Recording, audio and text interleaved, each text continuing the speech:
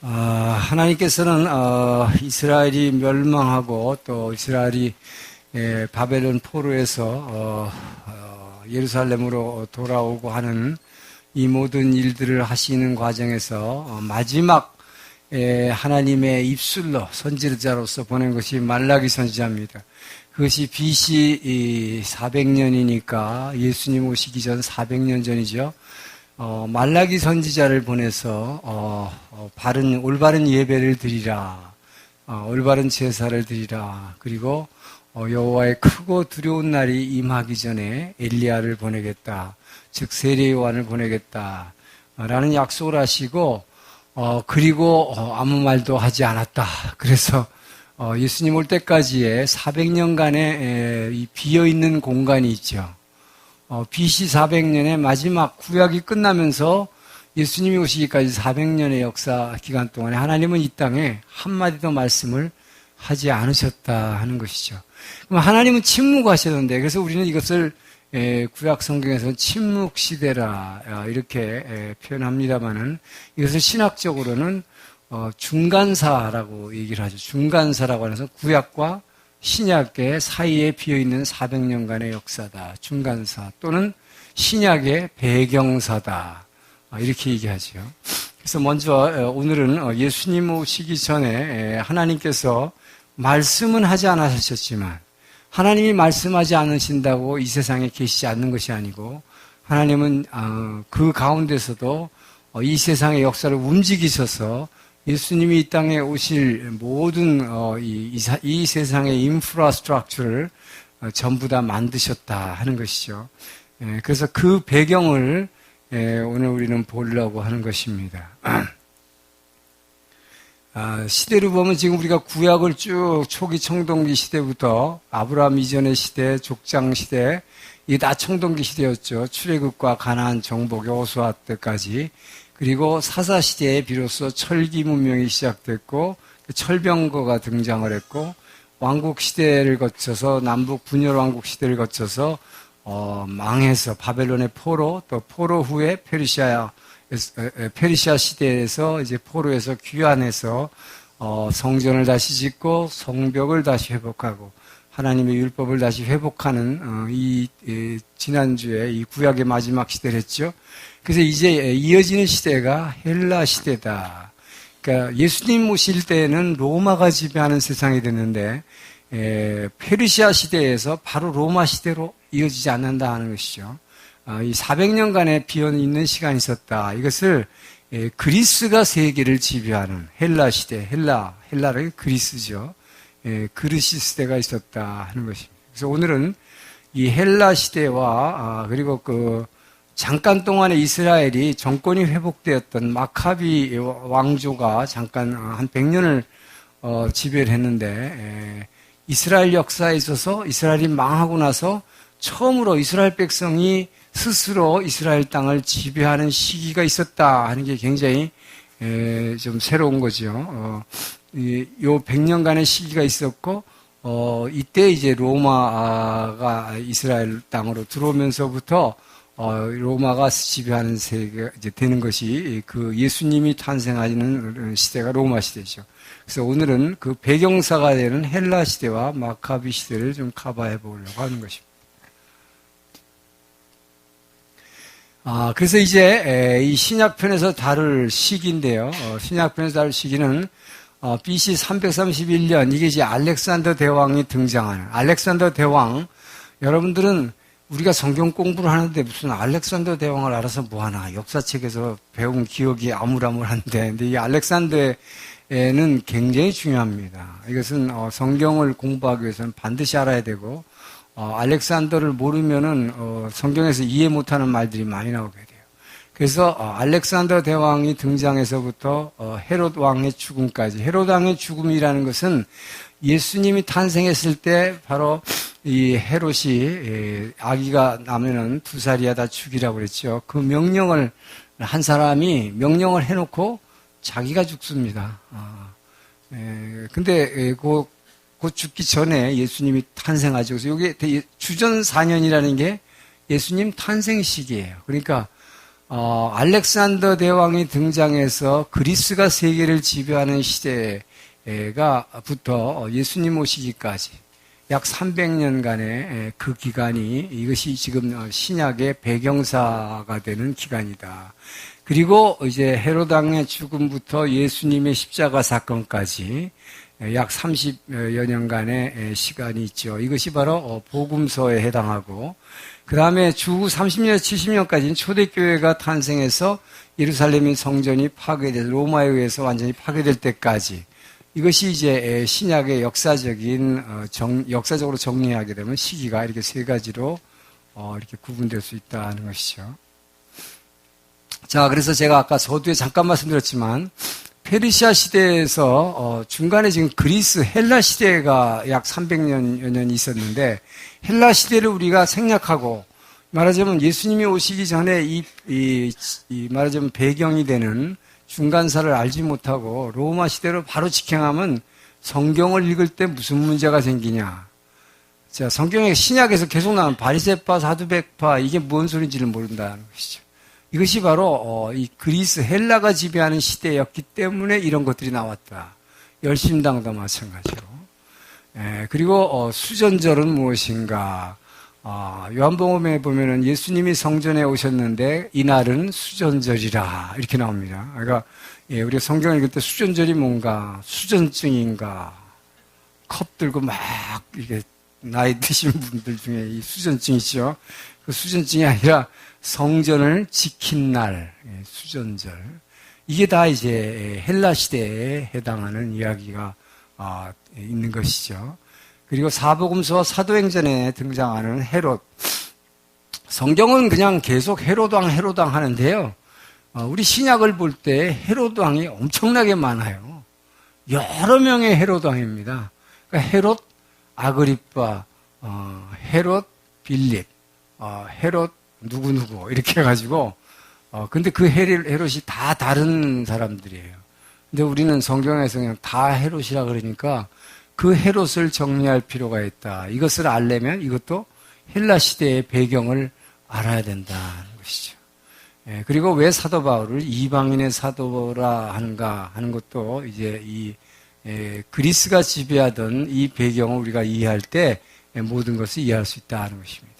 자, 그래서 우리는 이것을 침묵시대, 하나님이 선지자를 보내서 말씀하지 않았던 침묵하던 시대라고 해서 우리는 침묵시대라고 그러지만 하나님이 말씀은 안 하셨지만 그래서 많은 개신교 성도들이 그동안 이 시기에 대해서 외면했고 관심이 없었는데 이 기간 동안에 풍성한 역사적 기록들이 본물처럼 쏟아져 나왔던 시기고 그것은 이거는 유모세 선교사님의 견해입니다. 이것이 또 하나의 성경. 이건 좀 너무 과한 것 같아요.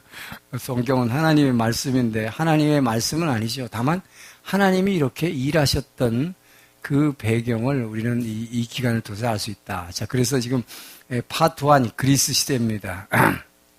로마 시대가 시작되기 전, 즉 예수님이 오시기 전에 약 300여 년간의 그리스 시대가 있었는데 이것을 먼저 보려고 하는 거죠. 자, 그리스대라는 것은 이스라엘 땅을 우리가 처음에 이 지도에서 얘기할 때 뭐라고 그랬어요? 사이 땅이라고 그랬죠. 사이 땅. in between. 그러니까 이스라엘 땅을 보게 되면 아시아 대륙 그리고 그러니까 위쪽으로는 아시아 대륙이 있어서 유프라데스강, 티그리스강 중에 메소포타미아 지역을 누가 차지하냐에 따라서 그 북쪽에서 항상 지배를 받았고 남쪽으로는 애굽이라고 하는 큰 강대국이 있었는데 애굽은 결국 뭡니까? 아프리카 대륙이죠. 그동안의 구약에서는 여러분 이걸 아셔야 돼요. 구약에 등장하는 우리 역사적인 말하자면 액터, 플레이어 구약에서의 말하자면 주된 역할을 하는 사람들은 아시아 사람들과 아프리카 사람들이었다. 그럼 거기 뭐가 빠져 있어요, 구약에는? 구약에는 뭐가 안 나와요? 유럽 사람 얘기가 한마디도 없죠. 구약에는 유럽이 없어요. 근데 이제 벌써 우리 이 시대가 뭐야? 그리스 시대 하고 나오는 게 뭘 풍깁니까, 벌써? 유럽이 이스라엘 역사에 개입하는 시대가 시작됐다 하는 것입니다. 이것이 지금, 이제 로마 시대가 시작되기 전에 먼저 그리스가 이 세계를 제패하게 되는 이 시대가 있었는데, 이것으로 말미암아 과거의 구약 시대의 주인공들은 아시아 사람과 아프리카 사람들, 즉 애굽 사람들 이었다가 이제는 드디어 유럽 사람이 아시아와 아프리카에 영향을 미치기 시작하고, 특별히 우리가 관심을 가지고 있는 성지 이스라엘에 본격적으로 유럽이 개입하는 시대가 됐다 하는 것이죠. 그래서 이것을 사이 땅이라는, 이 사이 땅인데 이게 뭡니까? 이제는 과거에는 아시아의 큰 대제국과 아프리카의 대제국인 애굽이 늘 충돌이었지만, 이제는 또 하나 큰 세력이 등장하는데, 유럽의 세력이 이 사이 땅인 이스라엘을 지배하기 위해서 서로 이 삼파전이 이제 벌어지게 되는, 결국 이게 따지고 보면 뭐예요? 온 세계가 개입하는 거죠, 이게. 이 아시아, 아프리카, 유럽 하면 온 세계 아니에요. 그죠? 그래서 그 세 대륙 가운데 딱 있는 것이, 가운데 딱 있는 게 이스라엘이잖아요. 약속의 땅. 그런데 이제 이 그리스 시대의 주인공, 그러니까 오늘 우리가 보려고 하는, 이걸 영화, 우리가 드라마로 읽는 성경, 그랬으니까, 오늘 드라마의 주인공은 단연 알렉산더 대왕입니다. 이 불세출의 영웅 알렉산더 그랬는데, 이 사람이 이 그리스라는 이름으로 이 근동 아시아 세계를 재편한데, 아시아 세계만 재편한 게 아니라 전 세계를 이 제패한, 처음으로 세계를 정복한 불세출의 영웅 알렉산더. 근데 그것도 이 사람이 20살에 20세의 약관의 나이, 일본에서 성인식하는 20세의 왕이 돼가지고 10년 내에 전 세계를 정복해버리는 너무나 놀라운, 그래서 이 사람에게 대왕이라는 칭호가 역사가들이 붙였죠. 너무 젊은 사람이었지만 이렇게 짧은 시간 안에 전 세계를 제패했던 대단한 사람입니다. 이 사람으로 인해서 이 헬레니즘 문명이 탄생하는데, 헬레니즘이라는 것은 바로 그리스 문명을 헬레니즘이라고 하죠.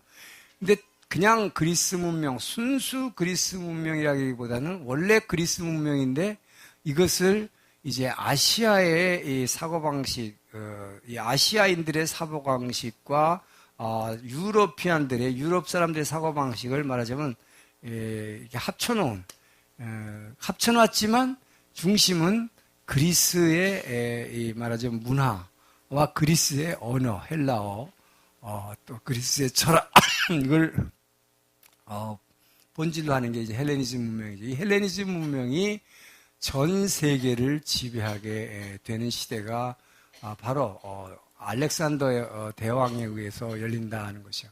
자, 그래서 이 그리스 시대를 보기 위해서 먼저 네 가지 시대를 구분하는데요. 이것은 알렉산더 대왕의 등장과 죽음인데, 알렉산더 대왕은 등장해가지고 죽는 게 여기는 8년으로 나오지만 한 10년 돼요. 333년에서부터 약 10년 정도 안에 전 세계를 제패하게 되죠. 그리고 너무 일찍 죽기 때문에 약관의 나이에 32살 또는 33살에 죽었다고 하는데, 어쨌든 예수님이 33살에 십자가에 들어갔어요. 같은 나이죠. 너무 일찍 죽었습니다. 그래서 그 후계자들이 디아도키라고 하는 것은 헬라어로 후계, 뒤를 아토스기라고 하는 후계자란 뜻이에요. 이들이 서로 경쟁하는 시기가 한 20년 있었고, 이 7명의 장군들이 경쟁하다가 결국은 그 중에 두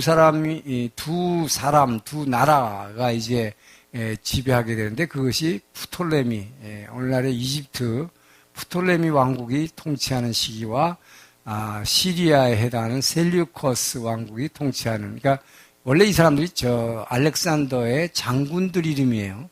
근데 알렉산더 너무 일찍 죽었기 때문에 그 후계를 이제 후계라기보다 통치하는 세력 기반을 나눠 가진 것이죠. 이렇게 장군들이. 자, 이 이야기를 이 이야기가 전개되는 것입니다. 먼저 알렉산더 대왕의 등장과 죽음이에요. 자, 우리가 지난 시간에 우리가 잠깐 배웠지만 3차에 걸친 페르시아 전쟁에서 그리스는 아주 승승장구를 했죠. 자, 이쪽이 지금 오늘날 터키입니다. 이 터키, 이 오른쪽이 이게 이제 아시아 대륙이죠. 그래서 이쪽이 말하자면 이 페르시아, 지금 아직 페르시아 시대인데 이 페르시아가 몇 번이나 3차에 걸쳐서 이 그리스를 침공을 했습니다. 근데 3번이나 전부 다 누가 이겼어요? 그리스가 다 이겼어요. 그러니까 이 페르시아가 아시아 세력이 유럽으로 진출하려고 했는데 이 페르시아는 고레스 왕에 의해서 창건된 이래로 약 200년간이 지속되는데 이제 이 다리우스 3세라는 사람이 계속해서 침공을 합니다. 유럽으로 침공을 하려고. 그런데 할 때마다 실패했죠. 3번이나 졌어요. 그 당시는 이 아테네와 스파르타가 연합을 해서 대항을 했기 때문입니다. 그래서 그리스가 계속 3번이나 연승을 했다 하는 거죠.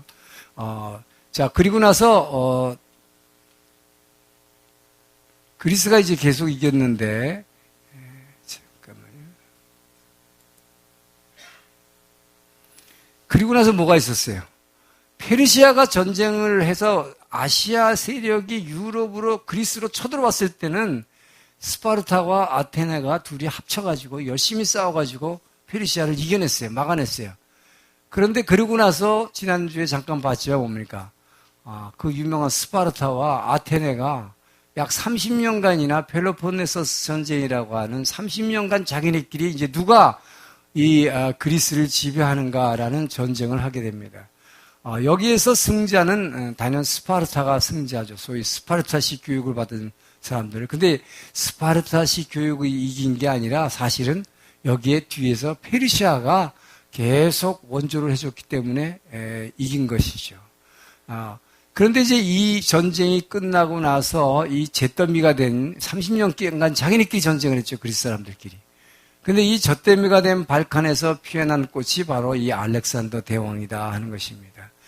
그런데 이 알렉산더는 어디 출신이냐 하면은 마케도니아. 그러니까 마케도니아라는 것은 오늘날로 말하면 그리스의 북쪽이에요.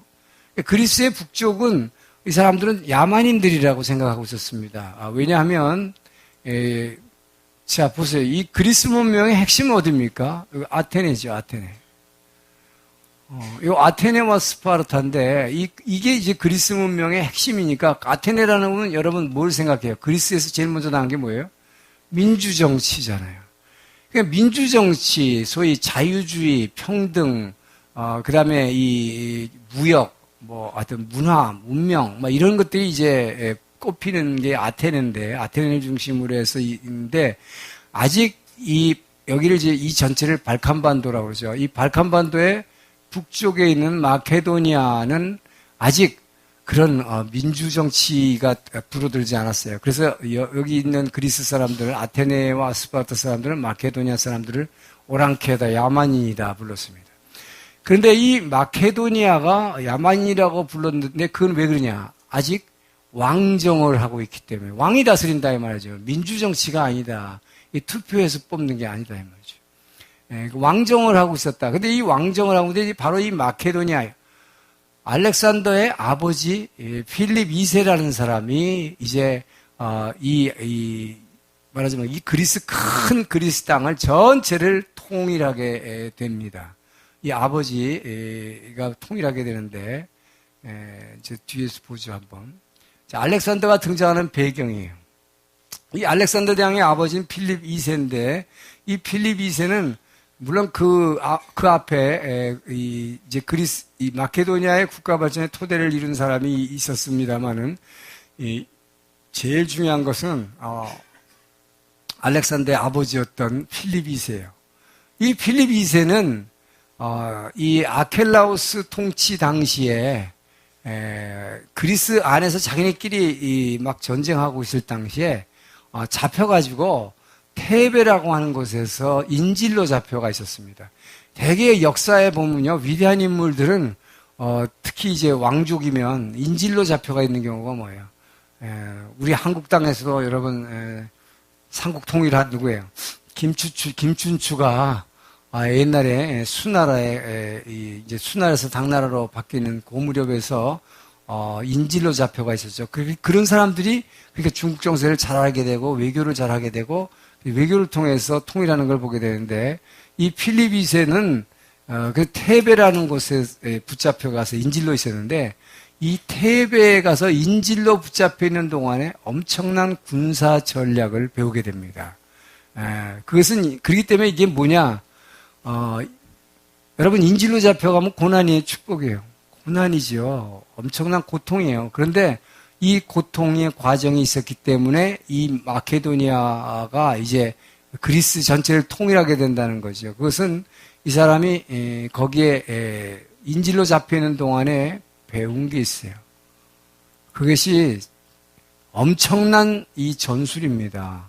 여러분 이게 잘 보세요. 이게 지금 어떤 여러분 전쟁에 대해서 잘 모르겠지만 이 전투하는 데인데 봐도 무시무시하잖아요.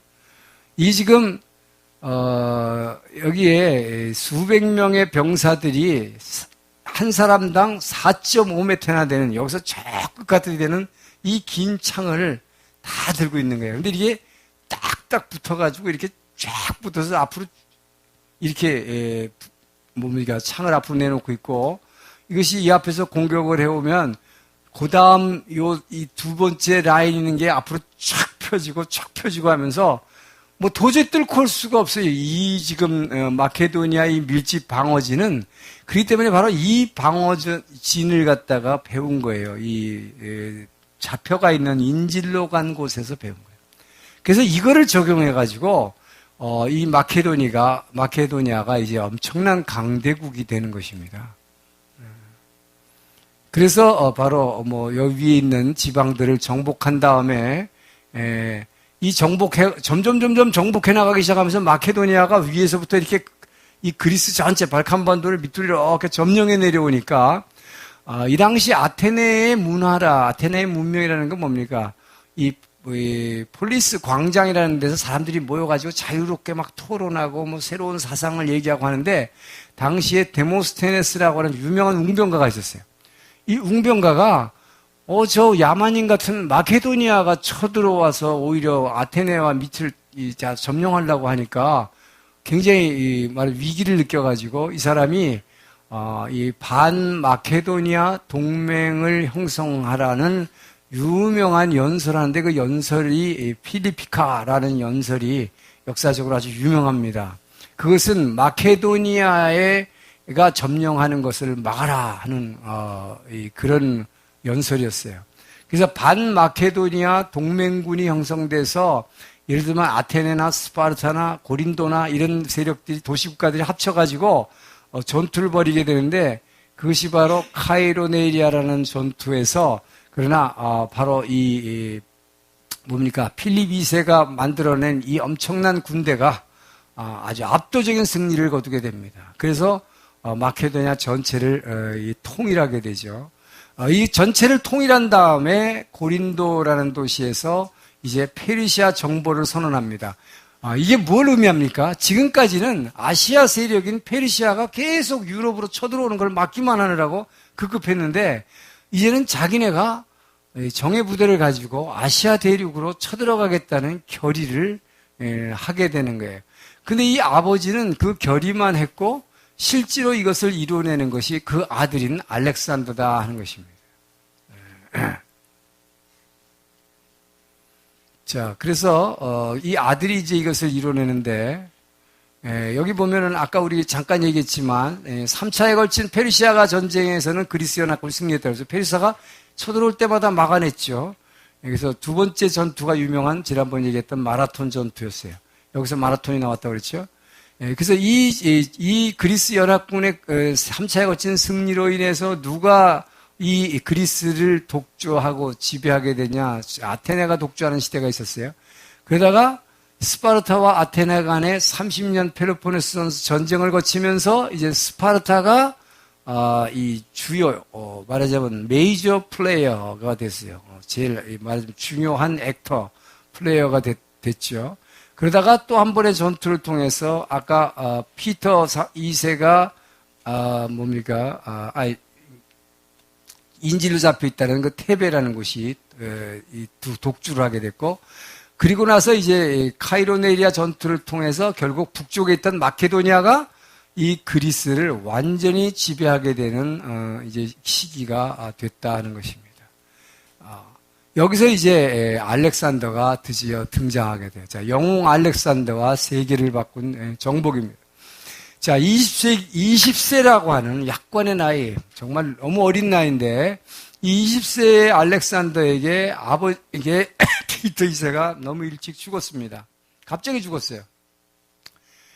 근데 여기 찾아온 시련이라는 건 뭐냐면, 아직 왕이 될 준비도 안 됐는데 갑자기 죽어서 왕이 됐는데 되자마자 마케도니아가 자기 아버지 때 지금 뭐예요? 그리스 전체를 원래 북쪽에 있던 나라인데 밑으로 내려오면서 뭐 다 아테네니 스파르타니 과거의 강대 도시 국가들을 다 점령했는데 그 아버지 왕이 죽으니까 일제히 반란을 일으킨 겁니다. 아테네, 스파르타 등등이. 그래서 2년 동안은 진압하기에 급급해요. 진압 작전을 이제 하게 됩니다. 그런데 이 알렉산더가 참 대단한 사람이에요.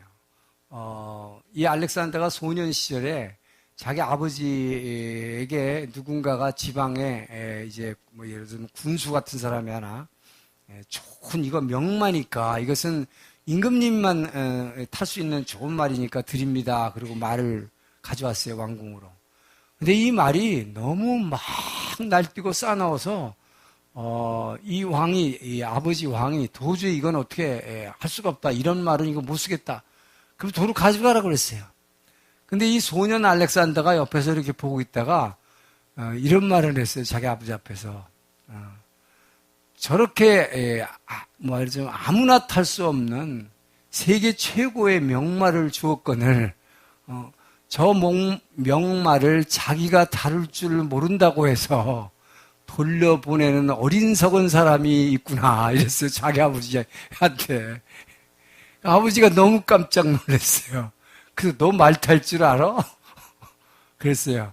제가 한번 해볼게요. 그래서 이 소년 알렉산더가 그 말을 타니까 그 말이 그냥 하늘로 막 뛰었어요. 근데 그것을 타고 빙빙 돌다가 다시 제자리에 가서 딱 왔어요. 그때부터 벌써 이 알렉산더의 그 사람의 말하자면 기계와 이 위상이 드러났다 하는 거죠.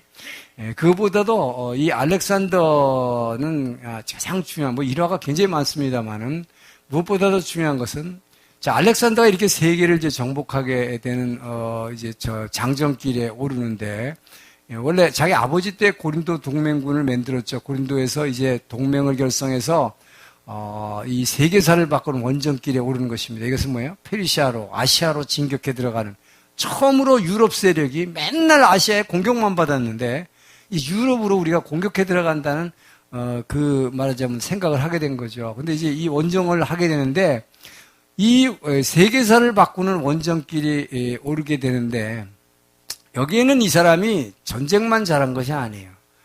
이때가 지금 말하자면 이제 22살의 나이인데 22살의 세계 제패 정복전쟁을 나서는 거죠. 근데 이 사람은 바로 자기 아버지가 그 당시에 최대의 철학가일 뿐만 아니라 뭐 의사였고 온갖 학문에 능통했던 아리스토텔레스를 이 자기 아들의 멘토로 영입을 합니다. 근데 뭐 잘 아시는 대로 그 아리스토텔레스는 다 거절을 하죠. 거절하는데 소위 삼고초려를 3번이나 찾아가서 정말 알렉산더가 무릎을 조아려서 결국은 스승이 됩니다. 그 알렉산더로부터 정치, 경제, 철학, 의학, 수학, 과학, 하여튼 오늘날 우리로 말하자면 현대 모든 문명에 대한 이 과학적인 지식을 다 배운 거죠. 그러니까 어려서부터 이 그리스 철학과 그리스에서 당시에 당대의 최대의 말하자면 대학 공부를 다 한 거다 이 말이죠. 그러니까 이 공부를 아리스토의 수제자로서 공부를 하면서 알렉산더는 뭘 느꼈는가? 자기에게는 사명이 있다고 생각한 거예요. 이 세상에 사람들이 너무 어리석고 너무 이 말하자면 문맹이다 이 말이에요. 그리고 이 그리스 철학은 뭡니까? 아주 냉철한 이성으로 합리적인 사고를 요청하는데 사람들은 적당히 생각하고 적당히 말하고 합리적인 이야기를 하지 않고 그래서 말하자면 자기의 사명은 이것을 유럽뿐만 아니라 이미 자기네 그리스는 통일이 됐으니까 이제 저 페르시아, 저 무식하고 정말 야만인 같은 저 아시아 대륙을 내가 변화시키겠다. 이 사람은 그런 전도사의 사명을 갖고 이 사람은 하나님 나라의 대사가 아니라 헬레니즘의 대사로서 자기가 자처한 거죠. 그래서 모든 인간들의 이 사고방식을 바꿔놨겠다 한 것이죠. 그래서 더 좋은 삶을 살도록 의도는 참 좋았던 거죠. 그래서 원정길에 오르는 것입니다. 그런데 이제 재밌는 것은 이 델포이라는 곳이 이제 뭐냐면 소위 말하는 아폴로 신전이 있는 곳이에요.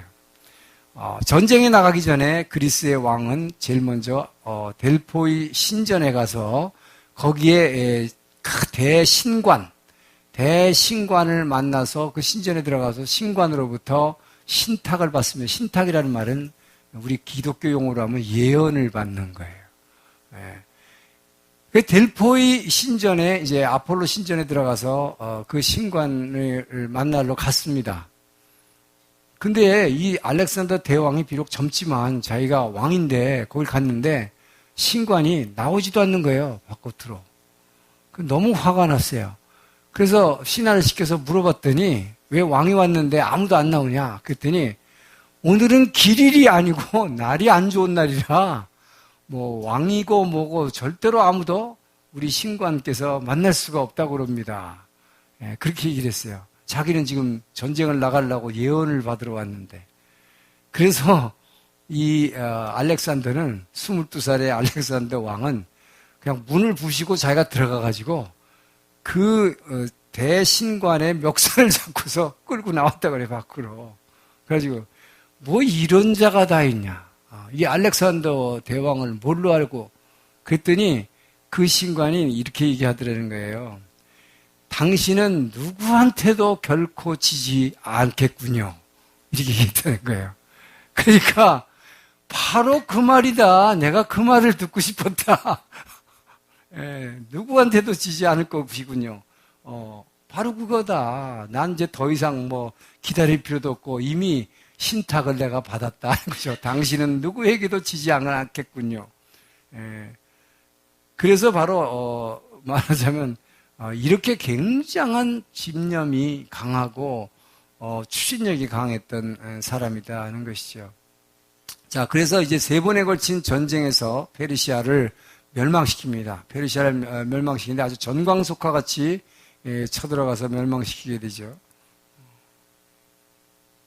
자, 3번의 전투를 하는데 제일 먼저 지금 여기 마케도니아 여기를 출발해가지고 이 바다를 건너가지고 여기서 그라니쿠스 강 전투라는 걸 하게 되는데 여기서 페르시아 군을 아주 박살을 내버려요.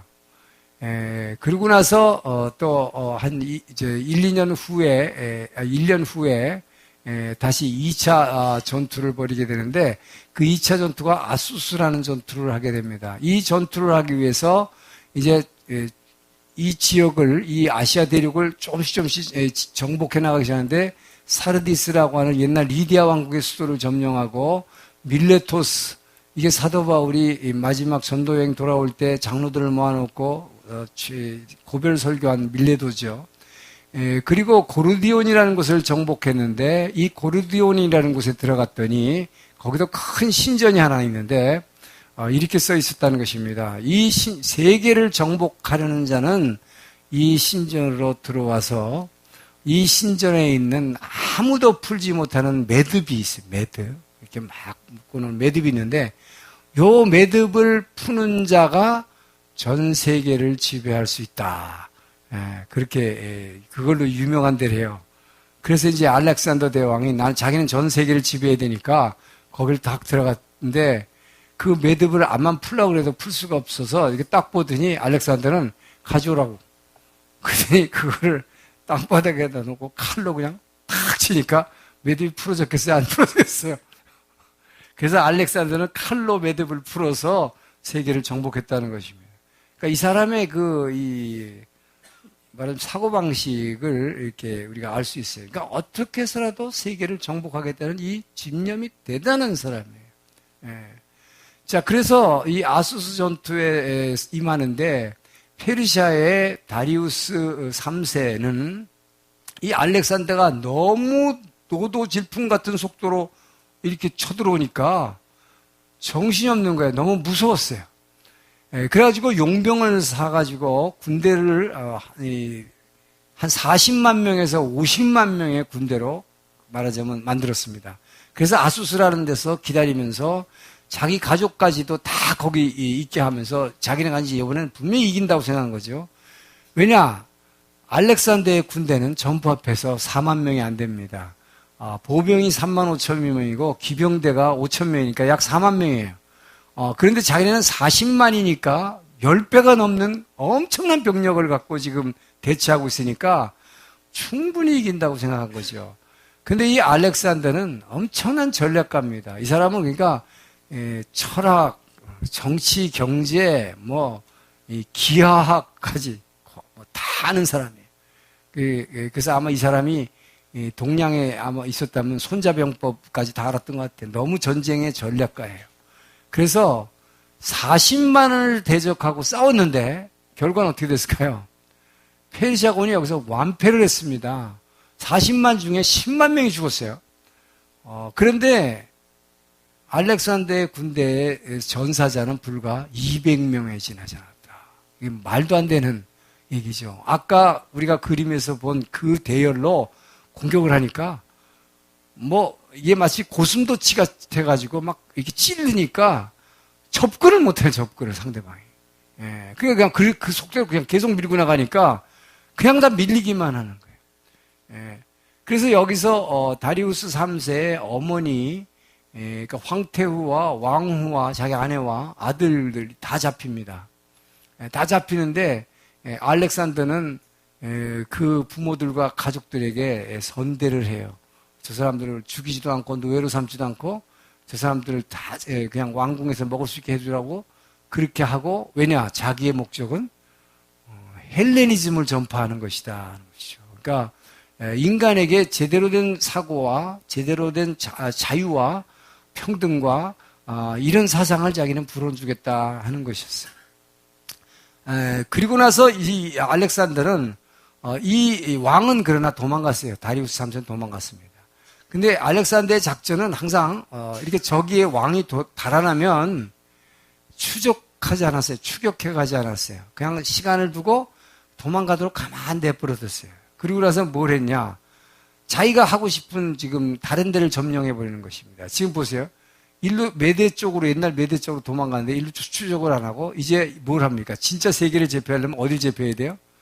여기죠. 이게 약속의 땅, 가나안 땅, 이 사이 땅. 그리고 페니키아, 두로와 시돈. 여기를 점령해가지고 결국은 뭡니까? 이 애굽을 점령해 나가는 거예요. 그래서 이것이 이 알렉산더의 놀라운 전략인. 자, 여기 보면 제2막 동부 해안과 에집트 정복인데, 지금 아까 보니까 여기서 동쪽으로 도망갔죠. 메데 쪽으로. 페르시아의 황제는 쫓아가지 않고 밑으로 내려오는 것입니다. 동부 해안 쪽으로. 그래가지고 애굽을 정복하기 위해서 내려오는 것입니다. 자, 그래서 비블로스, 이 페니키아에 돈 많은 비블로스를 점령하고 시돈을 점령했습니다. 근데 제일 문제는 두로였어요. 두로.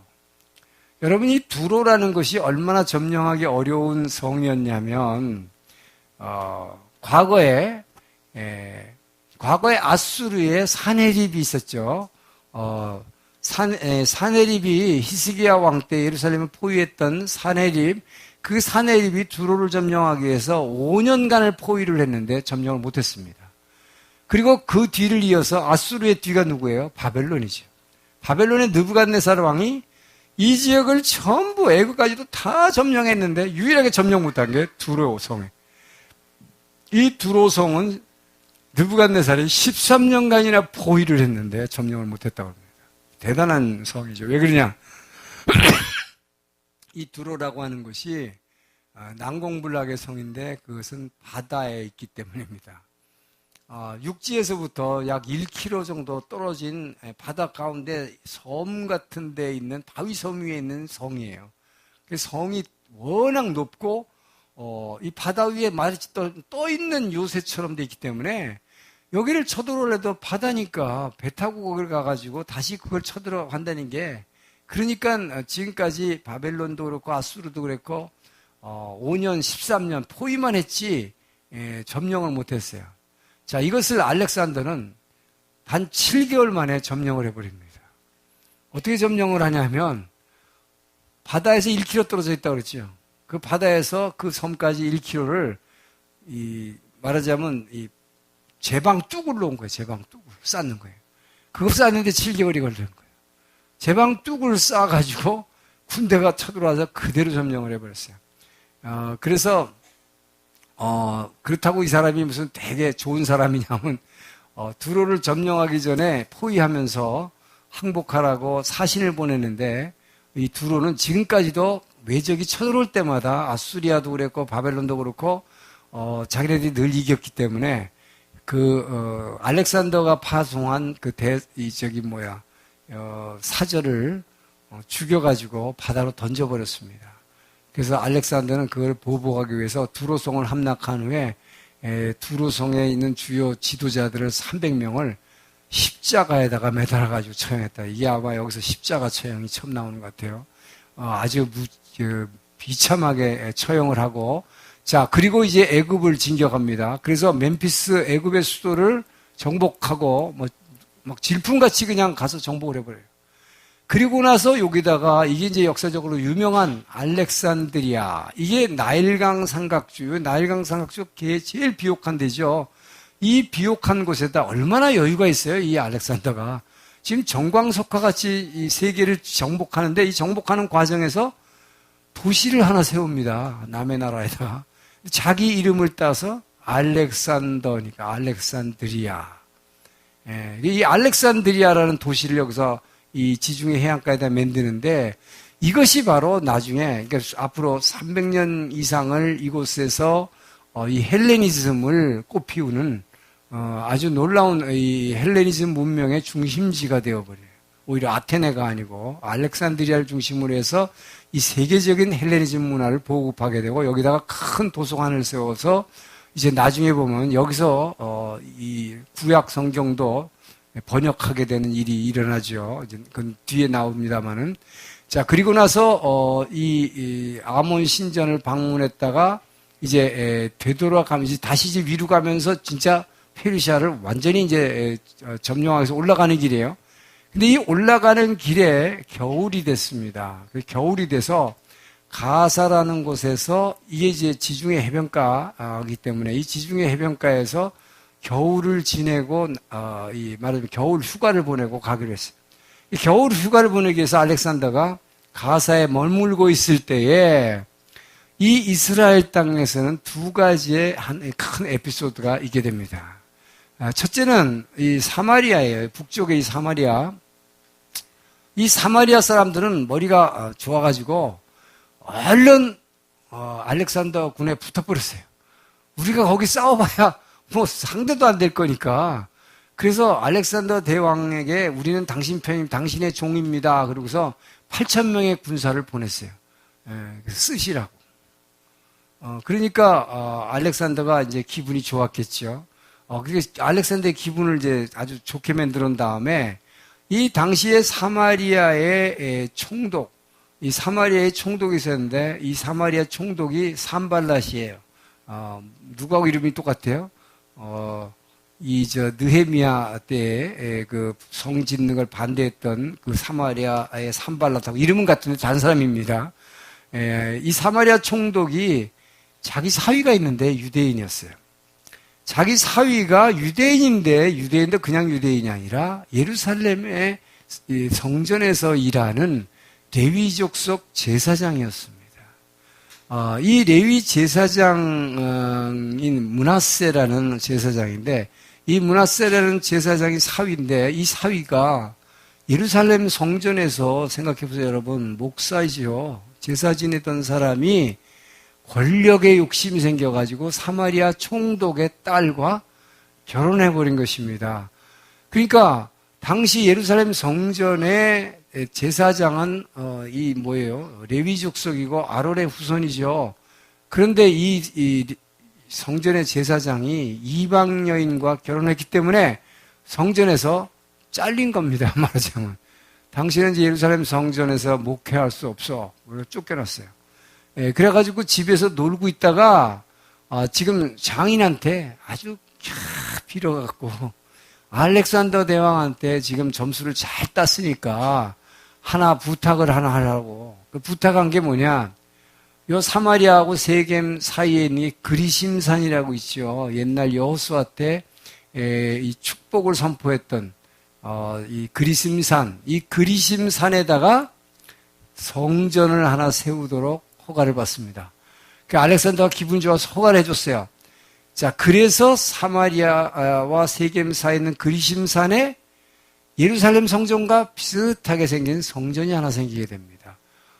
이것은 순전히 뭘 때문에 생긴 거예요?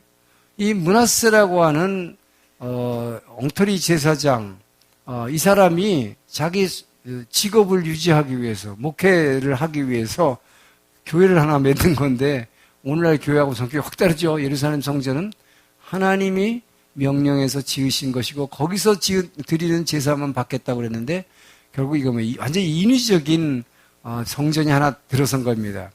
바로 이 사마리아 그리심산에 들어간 성전이 들어섰기 때문에 요한복음 4장에 보면은 예수님이 이제 갈릴리로 가시기 위해서 사마리아를 지나가시다. 사마리아 우물가의 사마리아 여인을 만나는 장면이 나오죠.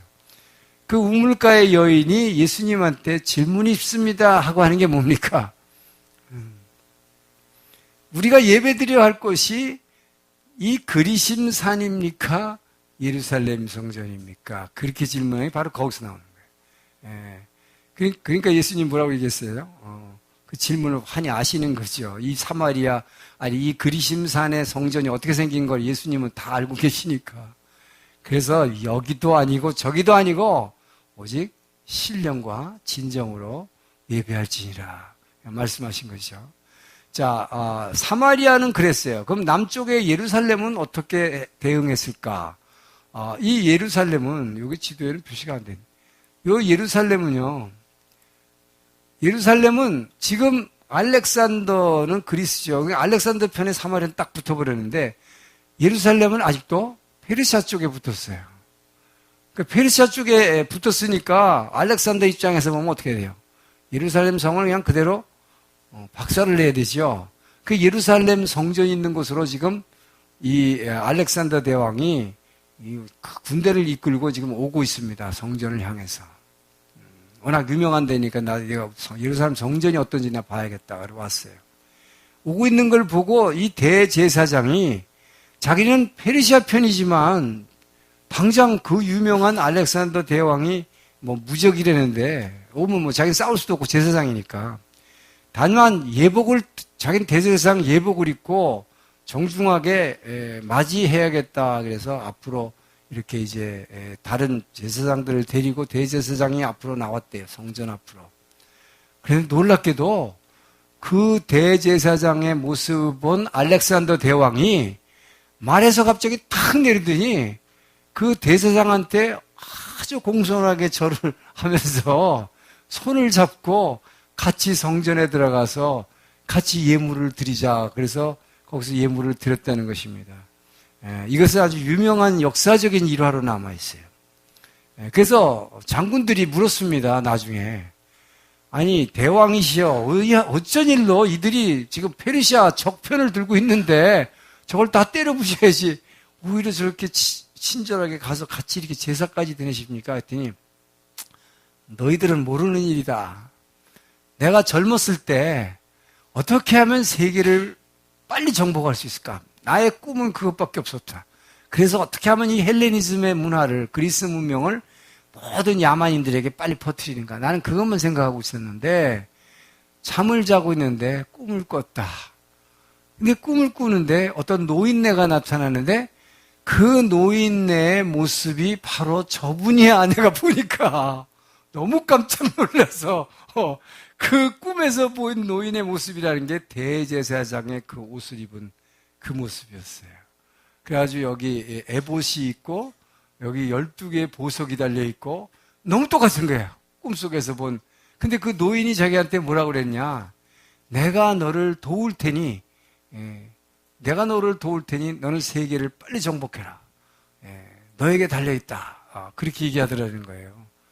그래서 근데 그 노인 내가 꿈속에서 봤는데 바로 여기 있어서 그래서 같이 가서 제사를 드렸다라는 일화가 유명하게 남아 있습니다. 자, 이렇게 이제 동부해안과 애굽까지 정복한 다음에 이제 마무리를 해야겠죠. 진짜 페르시아를 정복해 버리는 거예요. 이제 아시아 대륙을 전부 정복하는 이 전쟁에 나섭니다. 그것이 이 가우에멜라 전투인데 여기에서 이제 최후의 일전을 벌이는데 페르시아에 남은 모든 군대와 용병들이 다 대적을 하는데 여기서 뭐 아주 그냥 순간 다 박살이 나버려요. 그래서 이 다리우스 3세 황제는 저 박트리아라는 데 도망을 가버립니다. 그러니까 완전히 이제 전쟁은 패전했어요. 그랬더니 이 다리우스 3세를 박트리아에 있는 영주가 암살을 해버립니다. 암살을 해버리고 이 영주가 또 달아나요. 그래서 이 알렉산더는 이제 하나씩 점령해 납니다. 과거에 바벨론 수도 바벨론, 페르시아의 수도였던 수사, 그다음에 이 지역에는 대도시들을 전부 점령한 다음에 박트리아라는 곳으로 가서 그 다리우스 황제를 암살한 그 제후를 붙잡아서 처형하고 이제 완전히 이 지역을 다 점령한 다음에 어디로 가냐? 동쪽으로 가서 인더스강, 이게 뭡니까? 인도를 지금 인도의 일부를 점령하게 됩니다. 그러니까 지금 생각해 보세요. 저 유럽의 그리스에서 나온 이 마케도니아에서 나온 이 군대가 지금 아시아 대륙을 완전히 다 제패하고 이 밑에 뭡니까? 약속의 땅뿐만 아니라 애굽까지 다 점령한 다음에 이 아시아를 다 점령한 거죠. 인도까지 온 거예요. 자, 그런데 그 당시에 여러분 그리스에서는 세계의 끝이 어디라고 생각을 했느냐? 인도가 끝이라고 생각했습니다. 그러니까 유럽에서 보면 아시아의 끝은 인도인데 그 인도의 끝에 있는 강이 간지스 강이다. 이렇게 알고 있었다는 겁니다. 그러니까 여기 인더스 강이니까 얘기를 들어보니까 간지스 강은 바로 옆에 있는데. 그러니까 뭐예요? 다 온 거죠. 그래서 알렉산더는 그래도 간지스 강까지 가야지. 그래야 세계 끝이 온 거 아니에요. 그죠? 가자 그랬는데 병사들이 뭐 이렇게 인도가 얼마나 덥겠어요. 그리스에서 온 사람들이 인도를 갔으니 뭐 얼마나 덥겠어요. 인도 여러분 가보셨어요? 엄청 덥습니다. 제가 어릴 때 까맣게 생겨갖고 어른들이 저보라 뭐라 그러냐면 인도쟁이라 그래서 인도쟁이 까맣다고. 제가 진짜 인도를 가봤더니 너무 덥더라고요. 정말. 그러니까 병사들이 더 이상 그만둡시다. 이거 뭐 다 왔는데 끝인데 그래서 전쟁을 더 이상 정복 전쟁을 포기해버렸어요. 병사들이. 그래서 할 수 없어가지고 여기서 이제 바벨론으로 다시 돌아갑니다. 돌아가게 되는데 자, 역사가들은 여기서 뭐라고 기록하고 있느냐? 알렉산더가 뭐라고 그랬겠어요? 여기서 쾌제를 불렀겠습니까? 이게 세계를 다 정복한 거죠. 통탄을 했겠습니까? 쾌제를 불렀겠습니까? 역사가들의 기록에 의하면 알렉산더는 여기서 통탄하고 땅을 치면서 통곡을 했다는 거예요. 왜 그랬을까요? 내가 정복할 땅이 더 이상 없구나. 이 세상에 여기가 끝이라니 너무 빨리 점령을 해버린 거예요. 근데 이게 다니엘서에 뭐라고 돼 있다고 그랬어요? 다니엘서를 보게 되면 이 바로 다니엘이 본 환상, 이 알렉산더의 환상 뭐죠? 표범이죠. 표범인데 표범도 빨리 달리는데 거기다 독수리 날개가 달린 표범이니까 얼마나 빨리 날아갔겠어요. 그래서 지금 이 6년 8년 안에 지금 결국 뭡니까? 여기 세계를 다 정복해버린 것입니다. 그러니까 이 당시로서는 알렉산더로서는 전 세계를 다 정복한 거죠. 왜? 인도가 이 세상의 끝이라고 생각했기 때문입니다. 예.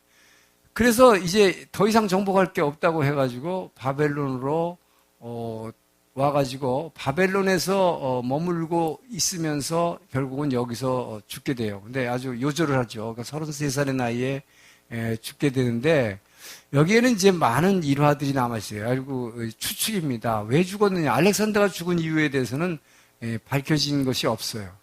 근데 제일 정설은 제일 많이 떠도는 설은 풍토병에 걸려서 일찍 죽었다 하는 것인데 일설에 의하면 이 사람이 바벨론에 있으면서 너무 무료해서 생각해보세요. 너무 젊은 나이에 자기가 어려서부터 꿈꿔왔던 세계를 제패하는 게 너무 쉽게 끝나버린 거예요. 허무한 거예요. 그래서 매일 술 마시고 여자들 데려다가 술 먹고 음주감으로 세월을 보냈다고 그럽니다. 그렇게 사명의식에 있던 사람이 할 일이 없이 그렇게 지내다 보니까 그래서 일설에 의하면 옛날에는 약이 없었기 때문에 그 성병에 걸려서 죽었다. 이런 설도 있고 여러 가지 설이 있어요. 하여튼 어쨌든 중요한 것은 알렉산더는 자기의 뜻을 펼친 지 8년 만에 세계를 다 정복하고 그냥 세상을 떠나버렸다 하는 것이죠. 안 됐죠. 그런데 어쨌든 이 사람은 이렇게 일찍 자기의 꿈을 잃어버리고 말하자면 꿈을 성취했고 너무 허무해가지고 일찍 죽은 것입니다. 자, 그러고 나서 알렉산더가 이렇게 빨리 죽으니까 이제 후계자들의 시기 잠깐 한 5분 쉬었다 하겠습니다.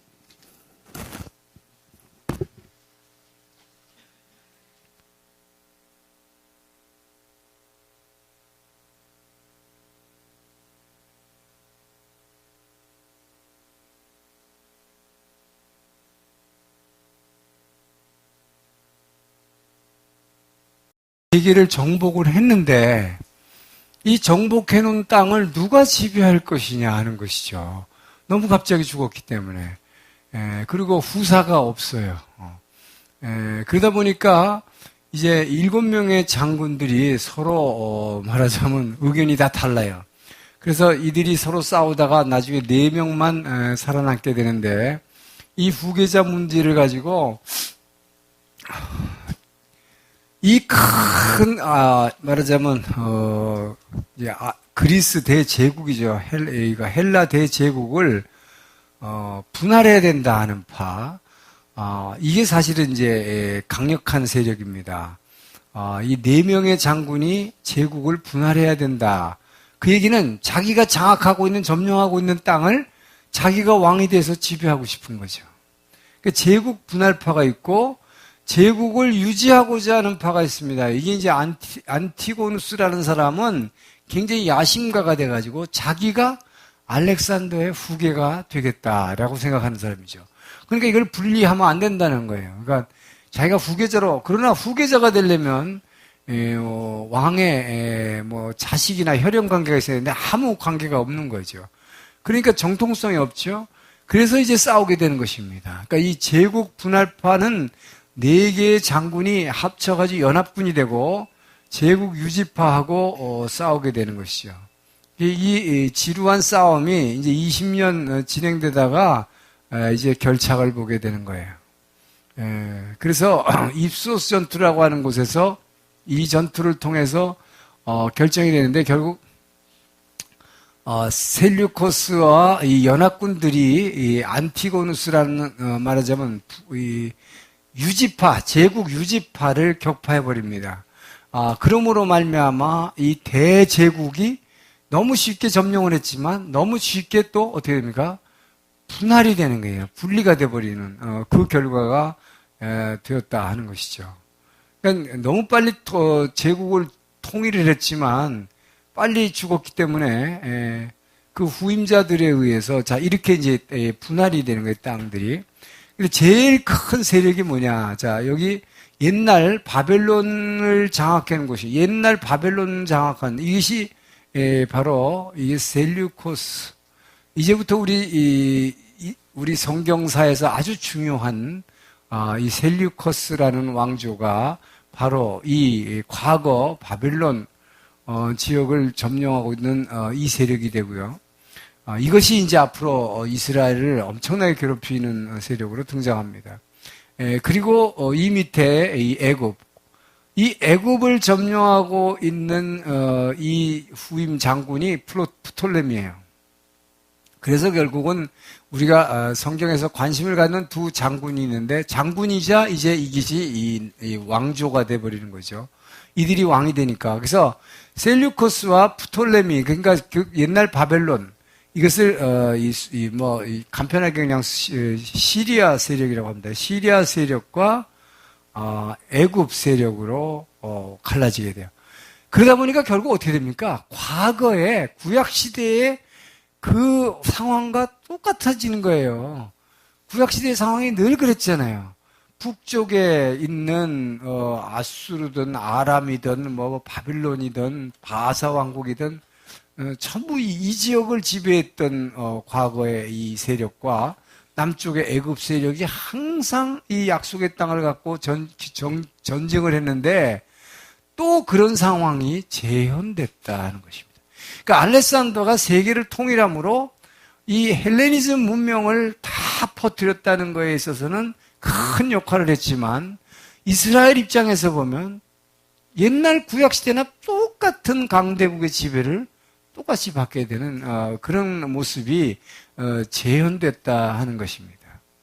그래서 결국 4개의 장군이 나눠가졌다 그러지만 여기 표시도 나오지만 원래 그리스 본토의 일부를 가지고 장악한 사람, 그리스 본토와 이 터키 일부를 장악한, 그러니까 요 중간에 두 세력은 아무 의미가 없죠. 이거는 우리가 관심 밖이에요. 중요한 건 뭡니까? 결국 이 셀류커스 왕조와 프톨레미, 그러니까 이 수리아를 대리하는 이 왕조와 애굽을 대표하는 이 프톨레미 왕조가 이 결국은 이스라엘의 역사에 직접 개입을 하게 되고 이것이 성경의 역사에 엄청난 영향을 주게 된다 하는 것입니다. 자, 그래서 먼저 이제 프톨레미 시기인데요. 이 알렉산더의 후임자 중에서 이 두 세력, 그러니까 먼저 이 프톨레미는 애굽입니다. 애굽을 지배하고 있는 이 프톨레미 왕조. 근데 이 애굽을 지배하지만 이게 과거의 애굽 사람들이 아니에요.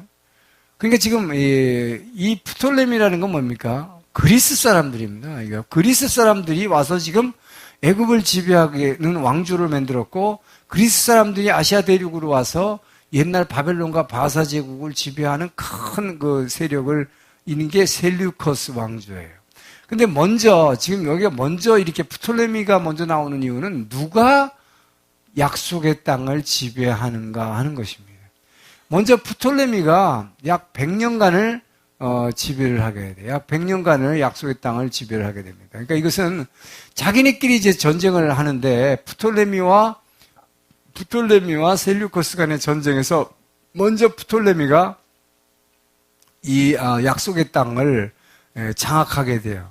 그런데 재밌는 것은 실제로 이 셀류커스는 이 약속의 땅을 차지하기 위해서 지금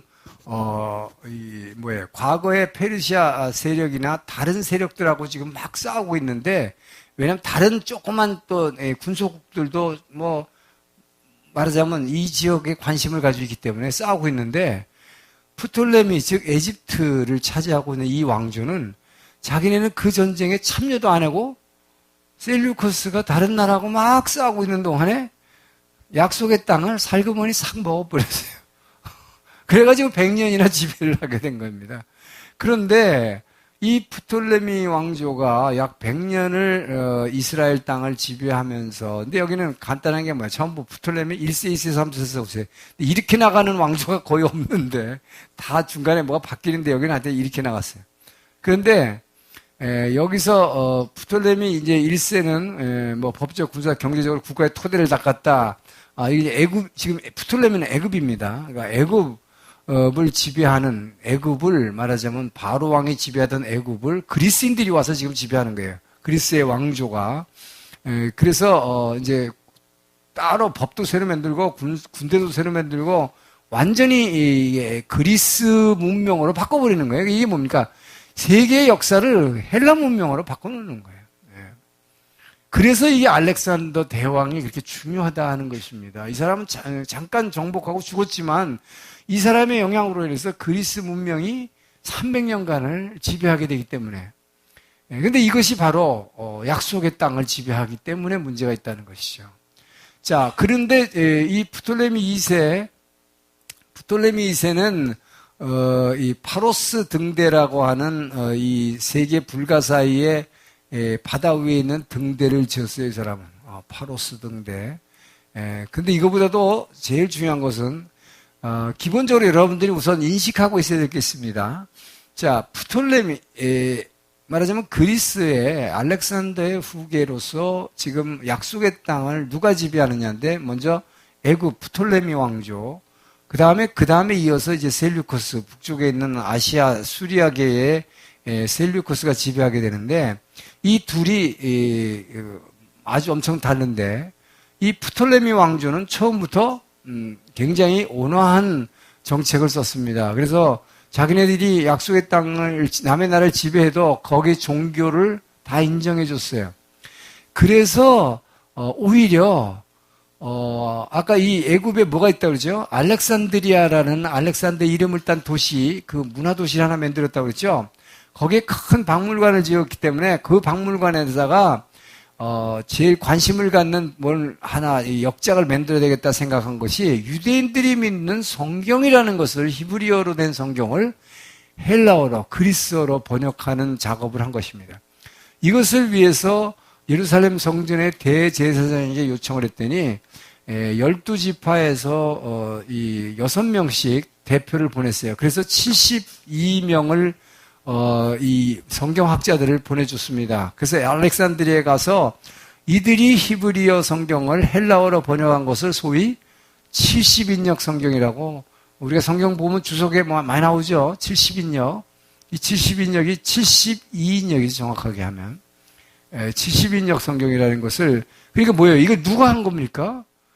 프톨레미 왕조가 성경을 번역했다는 게 재밌잖아요. 이 그리스 문명을 오히려 이 사람들은 이것을 가지고 현지의 다른, 말하자면 종교를 이해하기 위해서 세계의 모든 새로운 사상과 문화와 종교를 연구한 거죠. 그 중에 일환으로 70인 성경을 번역했다는 거예요. 그리고 많은 과학적, 수학적 업적도 남겼는데, 여러분 잘 아는 알키메데스의 무슨 중력의 원리, 뭐 건축하는 사람, 물리학하는 사람들은 알키메데스를 많이 알죠. 이런 것들이 이제 문화적인 많은 이것들이 바로 이 그리스 문명의 혜택이죠. 근데 여기서 이제 하나 우리는 성경과 관련은 사건이 하나 생깁니다.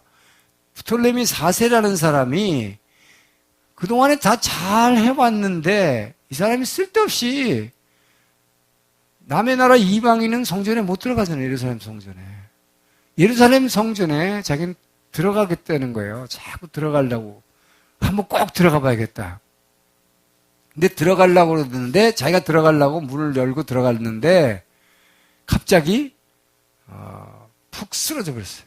그러니까, 말하자면, 뇌출혈 같은 것으로, 팍 쓰러져 버렸어요. 근데 다시 일어났는데, 너무 화가 난 거예요. 왜 내가 여기를 못 들어가냐. 뭔가 이상하다. 기분 나쁘다. 그래가지고 이때부터 프톨레미 4세가 유대인을 핍박하기 시작합니다. 자기가 성전에 들어갔는데 못 들어갔다는 이유로. 그래서 결국은 이 프톨레미 왕조는 원래 굉장히 유대인들이 이 유화 정책을 썼기 때문에 좋아했던 왕조였는데, 프톨레미 4세에 의해서 유대인들의 마음이 완전히 확 바뀌어버린다는 것이고, 유대인들 핍박하게 되니까. 그래서 그 아들 때인 프톨레미 5세 때에는 이 이스라엘 페니키아 영토를 셀류커스한테 빼앗기는데 유대인이 적극적으로 돕게 된다. 결과적으로 이제 그렇게 되는데, 봅시다. 그래서 이제 뒤로 이게 이어지는 것이 셀류커스 왕조로 이어져요.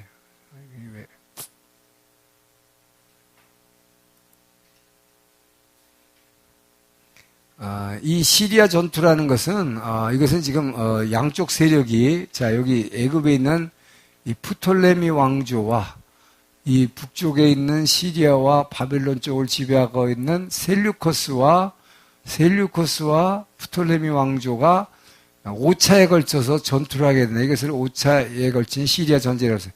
이 둘이 전쟁하는 이유가 완전히 목적이 딱 하나예요. 뭐겠어요? 이 약속의 땅, 이것을 차지하라는 목적으로 끊임없는, 이게 뭡니까? 과거 구약시대에도 계속 그랬잖아요. 계속 그랬잖아요.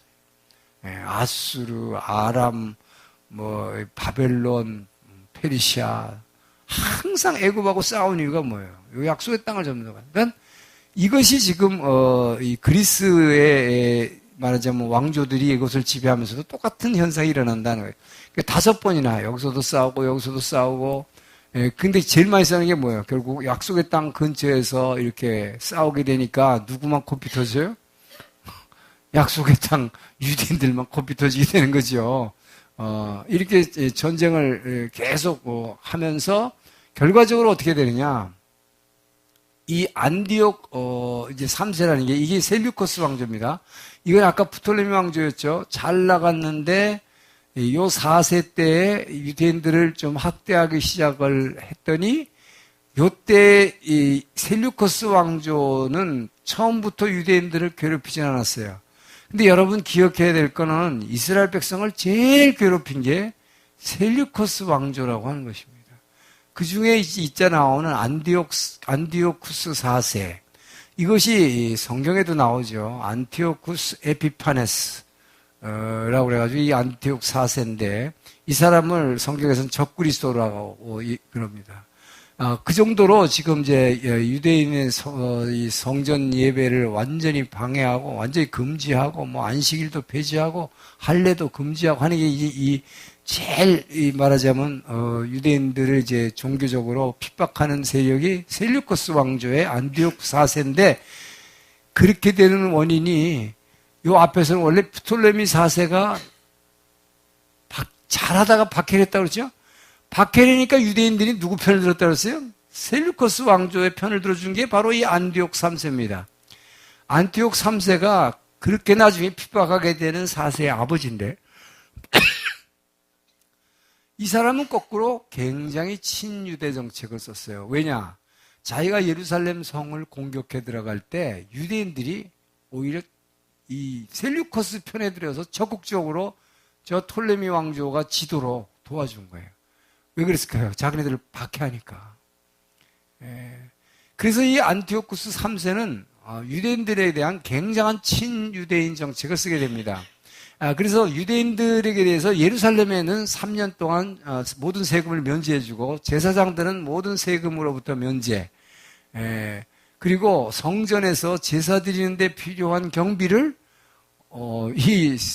셀류커스 왕조의 왕궁의 경비로 충당하도록 엄청난 특혜를 준 거죠. 그러니까 이 사람은 막 유대인들을 너무 특혜를 줬다고 그래가지고 자기네 내부에서 좀 이제 반감을 갖게 되는데 어쨌든 이 사람이 그렇게 하다가 이제 문제는 이제 조금 이따 등장하는 이 안티옥 4세가 이제 핍박하기 시작한다. 엄청 핍박하게 되는데 이 핍박이 있게 된 동기와 관련해서 요 뒤에 이제 등장하는 게 로마라는 세력이 등장을 하게 돼요.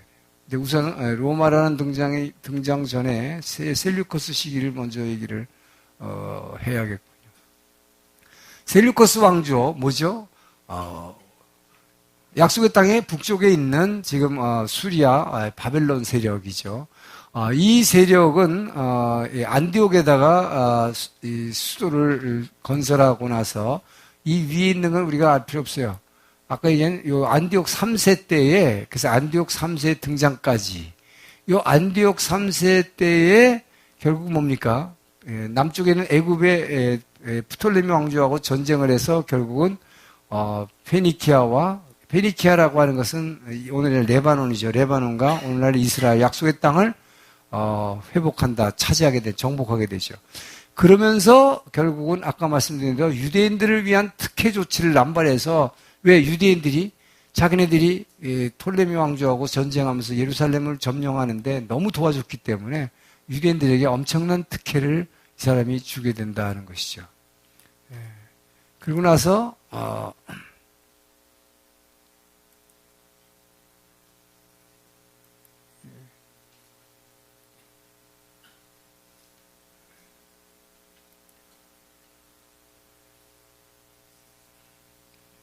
자, 그리고 나서 이 사람이, 이제 로마가 들어오는 거예요. 로마가.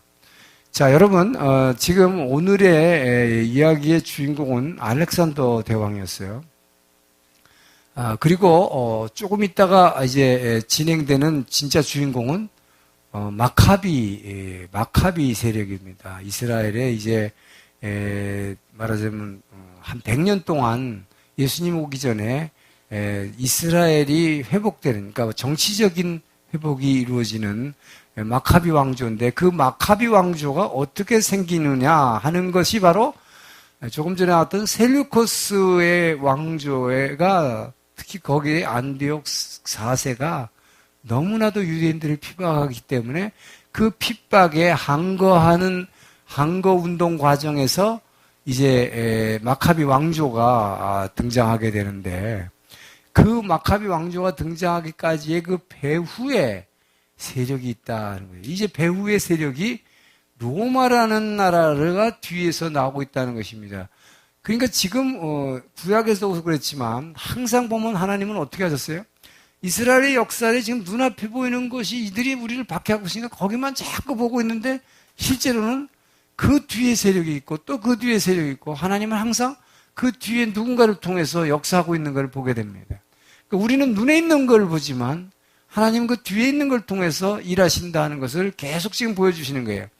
그래서 이게 셀류커스의 안티옥 4세가 엄청나게 유대교를 핍박하지만 그것을 결국은 종식시키게 만들기 위해서는 하나님이 로마를 사용하신다는 거예요. 로마를. 그러니까 임시적으로 유대인들이 지금 숨 쉴 수 있도록 하는 것이 로마가 등장하는데 이것은 이 그리스의 이 세력들은 로마가 등장하는 것에 대해서 전혀 알지 못했어요. 너무 그러고 깜짝 놀랍니다. 로마가 자기네들을 이렇게 갑자기 막 막아설지는 생각도 못했던 거예요. 자, 이 로마가 그러니까 로마는 오늘의 조연이에요. 조연으로 등장하는데 다음 주 되면 주연으로 등장합니다. 왜냐하면 예수님 오실 당시에 이제 이 로마가 주인공이 되어버려요. 근데 지금 오늘은 배경사기 때문에 그리스가 주인공이고 로마는 조연이에요.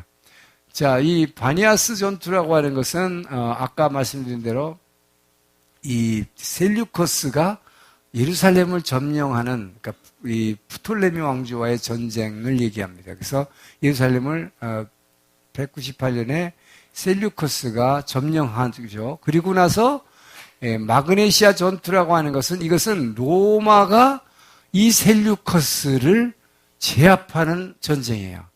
그 사이에 8년이라는 시간에 이 로마가 이제 말하자면 이 약속의 땅에 근접하는 무슨 영향을 지금 미치기 시작한다는 것입니다.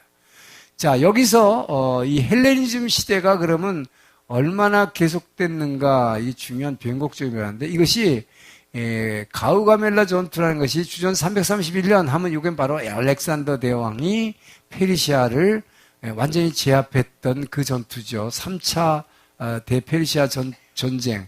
이 다리우스 3세를 완전히 제압하고 이제 도망가서 암살당했다고 그랬죠. 그때부터 언제까지냐면 악티움 해전이 이제 BC 31년인데 이것이 다음 주에 가면 아주 중요한 사건으로 등장을 하게 됩니다. 이 악티움 해전이라고 하는 것은 이제 로마 자체 내에서 지금 막 정권이 막 바뀌고 하는 과정에서 이제 여러분 잘 아시는 줄리어스 시자가 브루토스에 의해서 암살당하죠. 브루토스 너 맞아 하면서 칼에 맞아서 죽는데 그 사건이 있음으로 해서 줄리어스 시자가 너무 갑자기 거기도 암살을 당해서 죽기 때문에 그 아들인 옥타비아누스와 그의 정적이 되는 안토니우스 간에 이제 로마 정권을 누가 잡느냐라고 하는 이 쟁탈전이 이 악티움 해전이죠. 이 악티움 해전에서 이 안토니우스, 그 안토니우스는 말하자면 줄리어스 시자의 원래는 친구입니다. 그리고 정치적 동지인데, 그러니까 줄리어스 시자의 정치적 친구니까 자기 딴에는 자기가 줄리어스 시자가 갑자기 죽었으니까 자기가 정권을 잡아야 된다고 생각했는데 그 아들인 옥타비아누스는 자기가 해야 된다라고 생각한 거죠. 그래서 둘이서 붙게 되는데 그 안토니우스는 근데 안토니우스에 누가 갖다 달라붙느냐? 그게 바로 프톨레미, 아까 에집트 프톨레미의 마지막 왕조의 여왕인 유명한 클레오파트라입니다. 그 클레오파트라가 지금 자기네들은 살아남아야 되는데 이제 로마라는 세력이 지금 크게 등장하고 있는 걸 보게 됐어요. 근데 그 로마라는 세력에 누가 주인이 되는지를 지금 잘 모르는 과정에서 줄리어스 시자의 원래는 애인이었거든요. 클레오파트라가. 근데 자기의 애인이 갑자기 죽어버리니까 자기의 애인이 죽었는데 누가 제일 싫어하겠어요? 그 아들이, 친아들이 제일 싫어하겠죠. 애인이니까. 왜? 자기 엄마가 있는데. 그래서 이 아들하고 원수가 돼버리니까 갑자기 어디를 붙어야 되겠어요? 이 아들의 정적인 안토니우스에게 붙어버리는 것입니다. 그래서 그 안토니우스와 프톨레미 왕조 클레오파트라의 연합군과 이 줄리어스 시자의 아들인 옥타비아누스가 큰 전쟁을 벌이는, 이게 악티움 해전이에요. 역사적으로도 유명하죠. 이것에 누가 승리합니까? 여기에서 옥타비아누스, 줄리어스 시자의 아들이 승리하는 그 전쟁으로 인해서 이제 팩스 로마나, 로마의 평화라고 하는, 이제 로마에도 더 이상 전쟁이 없고 전 세계를 제패하고 로마의 내정이 이제 완전히 시저 계열로, 그래서 이제 성경에 예수님 당시에 뭐예요? 가이사 아우구스도가 호적하라 명하니. 가이사가 시저잖아요. 이 시저가 바로 줄리어스 시자의 아들인 옥타비아누스의 이 시자입니다. 라스네임이 성이 시자니까. 근데 옥타비아누스가 이름을 아우구스투스로 바꾸기 때문에 성경에는 뭐예요? 가이사 아우구스도가 이렇게 나오죠. 그건 이제 다음 주에 예수님 당시에 이제 이 일로 로마에 대해서는 자세히 볼 것입니다만은, 그 전쟁에서 이 옥타비아누스가 승리할 때까지, 그래서 이제 로마 시대가 확 열리는 그때까지의 300년 기간을 이 헬레니즘 시대, 헬레니즘이 이제 유럽뿐만 아니라 아시아와 아프리카 이 전 세계를 지배하던 시대가 됐다는 것이고, 그것의 종말을 고하는 것이 악티움 해전이라는 것입니다. 그리고 이제 마그네시아 전투라는 것은 로마 제국이 진짜 시작되는 시간인데, 이 로마 제국이 바로 아까 말씀드린 셀류커스와의 전쟁에서, 그러니까 그리스의 잔재 세력인 셀류커스를 완전히 제압해버리고 이제 항복을 받아내는, 이때부터 로마 제국이 완전히 대제국으로 등장을 하게 돼요. 그것으로 인해서 아파메아 평화조약이라는, 이 평화조약은 로마와 셀류커스, 즉 수리아를 지배하고 있는 그 그리스 세력, 그 셀류커스 왕조와 맺은 조약인데, 이 조약은 완전히 아주 말하자면 수치스러운 조약입니다. 셀류커스 입장에서 보면.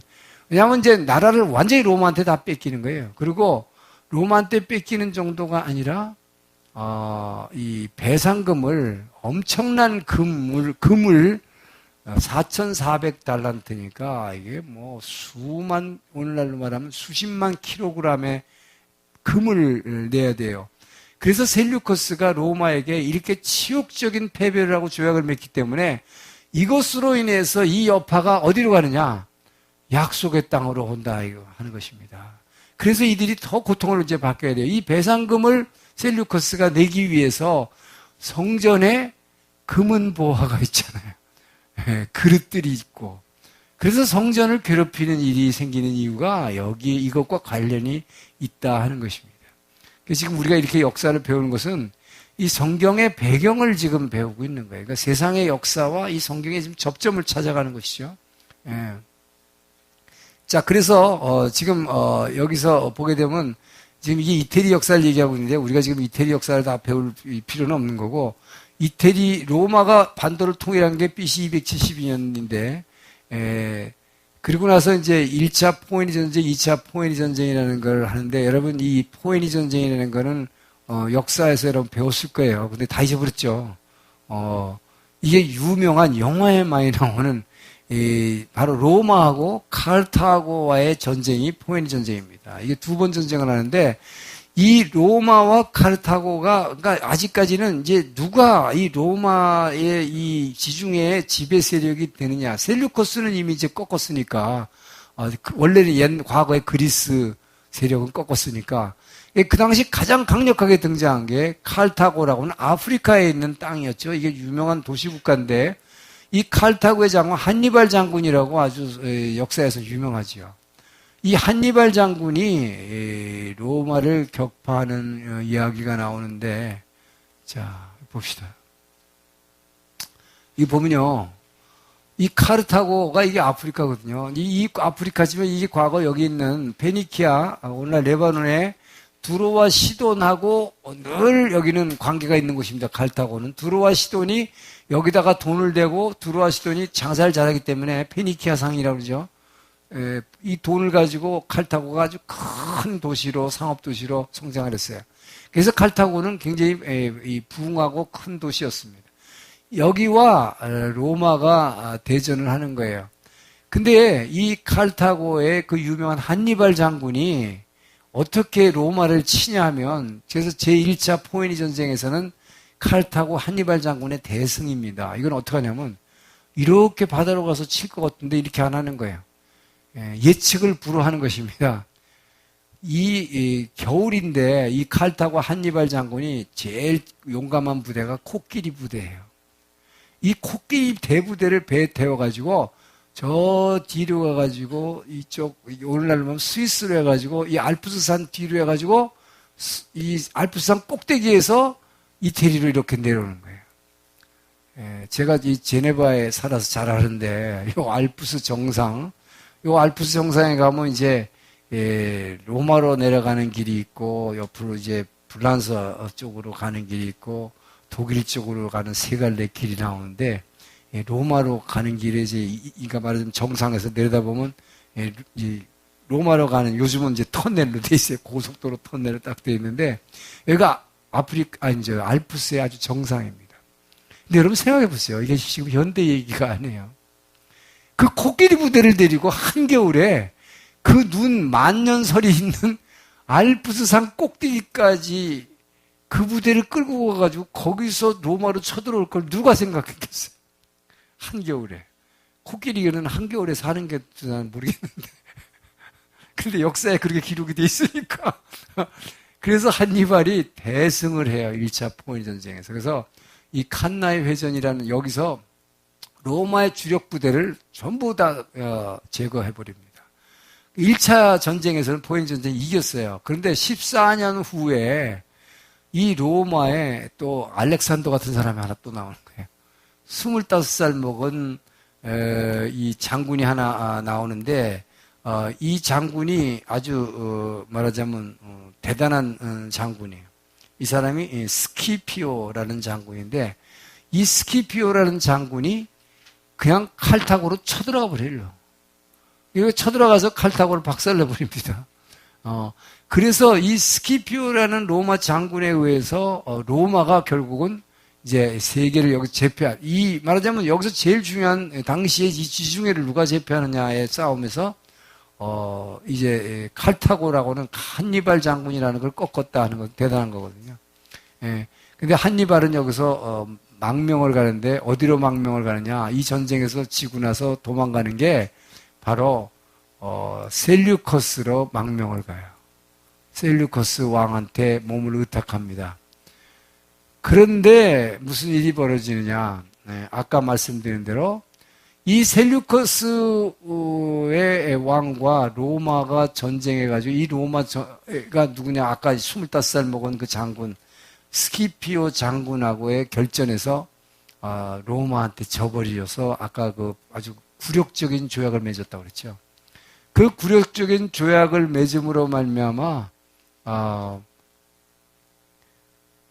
자, 그게 바로 아파메아 평화조약이에요. 이 아파메아 평화조약에 의해서 엄청난 배상금을 셀류커스는 로마에게 이제 지급을 해야 되는데 더 재미있는 것은 셀류커스로 망명한 한니발 장군, 카르타고 한니발 장군을 내놓으라는 거예요. 그게 로마의 요구예요. 한니발 장군 내놨겠습니까? 안 내놨겠습니까? 도망갔어요. 자, 이렇게 해서 이제 로마가 뒤에서 이렇게 이 셀류커스를 압박해오는, 이것이 무슨 영향을 주게 되느냐? 바로 이스라엘 땅에 이제 셀류커스가 아까 안디옥 4세, 이 안디옥 4세가 적그리스도라고 그랬죠. 이 사람이 그렇게 유대인들을 핍박하고 하는 이유가 바로 이 셀류커스 4세가 뭐냐면 자기 아버지 때 전쟁에서 로마한테 진 거예요. 그래서 이 사람이 받은 유산은 배상금 4,400 달란트. 엄청난, 오늘날로만 뭐 수백억에 해당하는 돈을 물어줘야 되는 거예요, 로마에. 그 돈을 충당할 길이 없으니까 뭐 남의 나라 가서 신전 털다가 왕이 망신당하고 두드려 맞기도 하고 별짓을 다 한다고 그래요. 그 정도로 이제 수치를 당하는, 그러다가 이 탄핵받은 오니아스 3세라는 건 뭐냐면 이게 당시 예루살렘 제사장이었어요, 성전에. 이 예루살렘 제사장이 이 셀류커스 4세는 돈을 어떻게 이거 마련을 하고 있는데 보고가 하나 들어왔는데 예루살렘 성전의 제사장인 오니아스 3세가 엄청난 돈을 말하자면 황금을 성전 금고에다 숨겨놨다 하는 우화사가 보고가 된 것입니다. 그러니까 이 사람이 탄핵을 받게 돼서 대제사장이 그렇게 하면 안 되잖아요. 그래서 이 사람이 탄핵을 받아서 그래서 억울하다고 이제 상소를 하러 간 동안에 안디옥 4세가 이제 왕이 됐고, 안디옥 4세가 왕이 되면서부터 예루살렘 성전에 어떤 일이 일어나냐? 엄청난 타락이 일어나는 것입니다. 이제는 셀류커스의 이제 마지막 왕들조차도 지금 어떻게 하면 황금, 돈밖에 모르는 거예요. 왜? 돈을 마련해서 배상금 갚아야 돼, 로마에. 그 상황을 이용해서 예루살렘 성전의 대제사장들이 돈을 가지고 대제사장직을 사는 것입니다. 그게 유명한 야손과 메넬라우스라는 사람. 자, 이 사람들은 그러니까 워낙 원래가 대제사장들이 절대 될 수 없는 사람이에요. 근데 이 야손이라는 사람이 진짜 레위족 속으로서 아론의 후손인 오니아스 3세가 억울하다고 상소하러 이제 어디로 간 사이에 야손이 안디옥 4세한테 와서 제가 금 440달란트를 드릴 테니까 오늘날로 한 1,400kg입니다. 금 1,400kg. 엄청난 돈이죠. 나를 대제사장 삼아주시오. 그랬더니 그 사람 지금 금이 필요한데 얼마나 좋겠어요. 당장 오케이. 너 대제사장에 임명한 거예요. 그랬더니 이 사람이 되자마자 조금 있는데 메넬라우스라는 사람이 다시 안티오코스를 찾아가서 저는 거기다가 금 300달란트 더 얹어줄 테니까 저를 대제사장 삼아주세요. 이래가지고 지금 계속 예루살렘 성전이 이런 식으로 타락해가는 것입니다.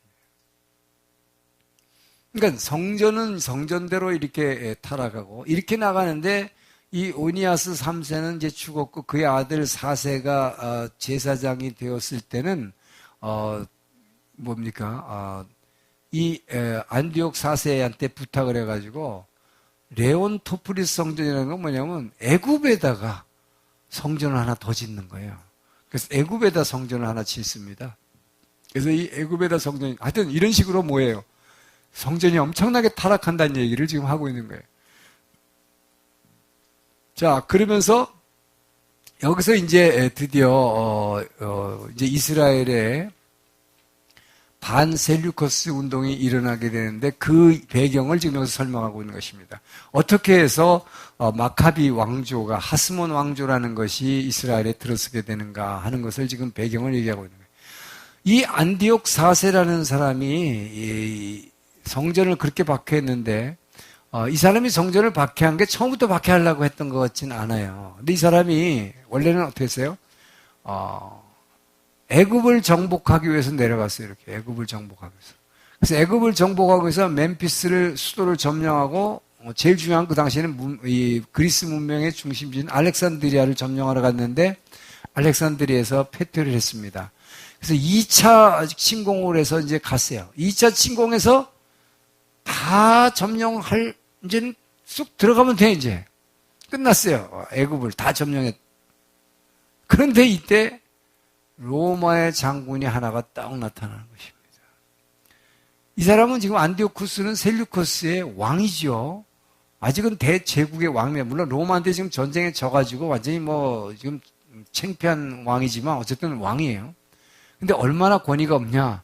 이 로마의 장군 하나가 딱 오더니 프톨레미 왕조는 이미 지금 완전히 세력이 다 꺾어졌는데 이 프톨레미가 살아남기 위해서 로마하고 동맹을 맺었습니다. 그러니까 우리가 로마가 동맹을 맺었는데 너가 왜 여기를 점령하려고 그러냐? 당장 물러가라 그랬어요. 그러니까 안디옥 4세 입장에서는 자기가 혼신의 힘을 다해가지고 지금 로마한테는 완전히 망신을 당했지만 애굽은 점령해가지고 지금 자기 권위를 좀 회복하려고 그랬는데 웬 로마의 한 장군 하나가 와서 이름도 없는 장군 하나가 와서 당장 물러가라 그러니까 어이가 없는 거예요. 근데 이렇게 쳐다보고 있으니까 그 장군이 어떠하냐. 막대기를 갖고 와가지고 이 왕이 이렇게 서 있는데 거기다가 그 왕이 서 있는 발에다가 원을 하나 딱 그리더니 당신 요 원에서 나오고 싶으면 당장 물러가라고. 당장 돌아가라고. 그랬는데 이 안디옥 4세가 과거에 로마에 인질로 잡혀가 있었던 적이 있어요. 그래서 로마가 얼마나 무섭다는 걸 알고 있어요. 그래서 일개 장군의 그 공간에 물러나는데 이 물러나는 게 너무 원통한 거예요. 자기는 지금 이게 자기 수건이었는데 애굽 점령하는 게. 그래서 알렉산드리아를 점령해서 이 헬라 문명을 자기는 이 안디옥 4세가 예루살렘을 이제 말하자면 성전을 그렇게 박해하게 되는 원인 중에 하나가 이 사람은 과격한 헬레니즘을 보급하기 위한 그런 목적이 있었습니다. 헬레니즘을 대체수면 더 보급하겠다는 그런 사명감이 있었어요, 이 사람은. 그런데 여기서 너무너무 화가 나는 거예요. 로마 장군한테 당하고 그런 수치를 당하고 돌아오면서 우리말 뭐 있지요. 뭐 종로에서 뺨 맞고 뭐 한다고 그죠?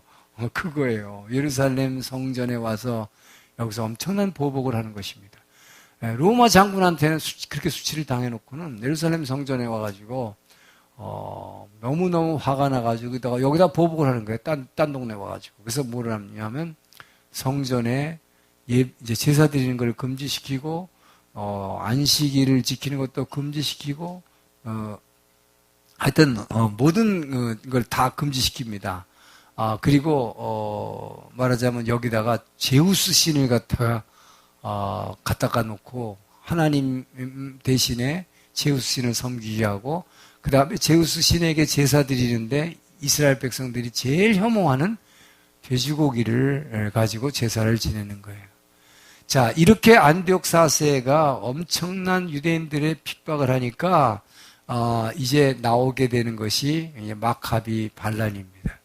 자, 그 얘기를 하기 전에 우선 이 헬레니즘의 영향이, 헬레니즘이 이제 300년간을 이 말하자면 약속의 땅과 이 모든 세계를 지배하게 되면서 긍정적 영향, 그것은 그리스 문명을 아프리카인 에집트와 아시아 지역까지 확산시켰다. 그 얘기는 뭡니까? 유럽의 문명이 이제 아프리카와 아시아와 전 세계가 이제는 모두 그리스 문명, 헬라 문명을 가지게 됐다는 거예요. 모두가 다 오늘날 저와 여러분이 생각하고 하는 이 사고방식, 즉 합리적인 사고, 냉철한 이성, 그 다음에 뭡니까? 말하자면 학문을 통해서 우리가 배워야 한다는 이런 식으로 세상이 이제 바뀐 거예요. 개화시킨 거죠. 이게 긍정적 영향이다. 그래서 그리스와 이방인 사이에 옛날에는 구별이 잘 안 됐는데 이게 무슨 얘기입니까? 유대인의 입장에서 보면 유대인들은 이방인, 유대인이 아니면 무조건 이방인이라고 하는데 이방인하고 그리스인이 구별이 없었죠. 그 얘기는 뭐예요? 이방인들은 다 그리스어를 쓰고 그리스 문화를 가졌기 때문에 이거를 다 싸잡아서 이방인 그래 버리는 거죠. 그리고 그리스어가 이제 세계 공용어가 되었다. 그 헬라어를 쓰게 돼요. 그래서 신약 성경이 바로 이 헬라어로 쓰여지는 거죠. 오죽하면 이 뒤에 로마가 이제 이 지배를 하게 되면 로마가 세계를 무력으로 지배는 하게 되지만 문화의 영향은 이미 헬레니즘이 300년간 퍼뜨려놓은 이 문화를 로마의 라틴어 문화가 대체하지 못합니다. 그래서 이때 로마도 전부 세계 공용어를 이 헬라어를 쓰게 된 거고, 그래서 바울이 헬라어로 전도 여행을 한 것이죠. 로마어를 한 게 아니죠. 라틴어를 쓴 게 아닙니다. 그리고 유럽에서 인도로 이르는 바닷길이 발견됐다. 교통해상은. 왜냐하면 인도가 세상 끝이라고 그러죠, 그때. 그러나 부정적인 영향은 이제 그리스인들이 아주 비도덕화됐다. 동양의 악덕과 사치풍조를 접한 것. 이것은 뭐냐면, 바로, 이 알렉산더 대왕이 그랬다 그랬죠. 바벨론과 수사궁전. 말하자면 과거의 동양의 궁전에서는 엄청난 이 사치와, 그 안에서의 그 음란한 행위가 있었던 것 같아요. 그것들이 말하자면 이제 막 전 세계적으로 그냥 확산이 됐다 하는 이야기를 이제 하고 있는 것입니다. 이 부정적 영향으로 등장하고 있는 거고요. 이것이 초기 기독교에 미치는 영향은 광범위한 디아스포라가 있었다. 이것은 셀류커스가 예루살렘을 지배하면서 많은 유대인들을 알렉산드리아로 강제 이주를 시켰습니다. 그 바람에 알렉산드리아로 많이 갔고, 알렉산드리아가 바로 뭐예요? 애굽에 있는 헬라 문명의 중심지라고 그랬죠. 거기에 이 많은 지적인 연구에도 기여를 했겠지만, 그러나 이 디아스포라로 인해서 초기 기독교가 전파되고 확산되는 결정적 역할을 하게 되는 거예요. 그래서 나중에 보면 여러분 초대 교회사에 보게 되면 이 알렉산드리아의 아무개라는 교회 지도자들이 많이 나오고, 이 말하자면 카톨릭의 교부들이 알렉산드리아에 많이 나오는 걸 보게 돼요. 그리고 70인역 성경이 여기서 탄생이 됐고, 70인역 성경이 나오는 바람에 과거 이방인하고 유대인들은 완전히 적이었는데 소통이 되게 된 거죠. 왜요? 이방인들이 자기네 말로 헬라어로 성경을 읽게 됐어요. 이사야서를 읽고 욥기를 읽고 창세기를 읽고, 그래가지고 그 당시에 자그마치 300만 명이라는 이방인들이 유대교로 개종을 했다고 합니다. 여러분 이게 뭘 얘기해요? 성경의 능력이에요. 말씀을 읽고 이방인들이 유대인들이 믿는 그 하나님을 믿는 거지요. 300만이나 개종했다고 그래요. 자, 그러면서 이제 드디어 마카비 시대라고 하는 것이 이제 예수님 오시기 전에 이제 이 이스라엘 땅이 왜 예수님의 제자들이 자꾸 예수님이 부활하셔서 승천하실 때에도 성령을 기다리라, 몇 날이 지나지 않아 뭐 받을 것이다 그랬더니, 그때가 뭐라고 그래요? 이 나라가 회복될 때입니까? 이스라엘 사람들이 왜 이렇게 나라의 회복에 그렇게 관심이 많은가? 이 마카비 시대를 거쳤기 때문이에요. 그러니까 이스라엘이 자기네들이 정권을 창출해가지고 잠깐 지배했던 요 시기가 있었기 때문에. 근데 요 시기가 결국은 나중에 이제 로마에 의해서 이 마카비 시대가 끝나버리거든요. 그래서 이제 폼페이우스 장군이 로마에 입성하면서 이 마카비 시대가 끝날 때까지, 이걸 이제 잠깐 보겠습니다. 빨리빨리 해서 마카비 시대를 마치겠어요, 오늘. 이 강력한 헬레니즘 드라이브에 대한 반작용으로 들어간 마카비 혁명이다. 이 마카비 혁명이 일어나는 것은 아까 말씀드린 셀류커스의 마지막 왕인 안티오쿠스 4세. 이 사람이 헬레니즘 드라이브를, 그러니까 유대인들에게도 아주 그냥 급격하게 이들을 헬라식 사고방식으로 바꾸겠다는 거예요. 유대식 사고방식은 뭐예요?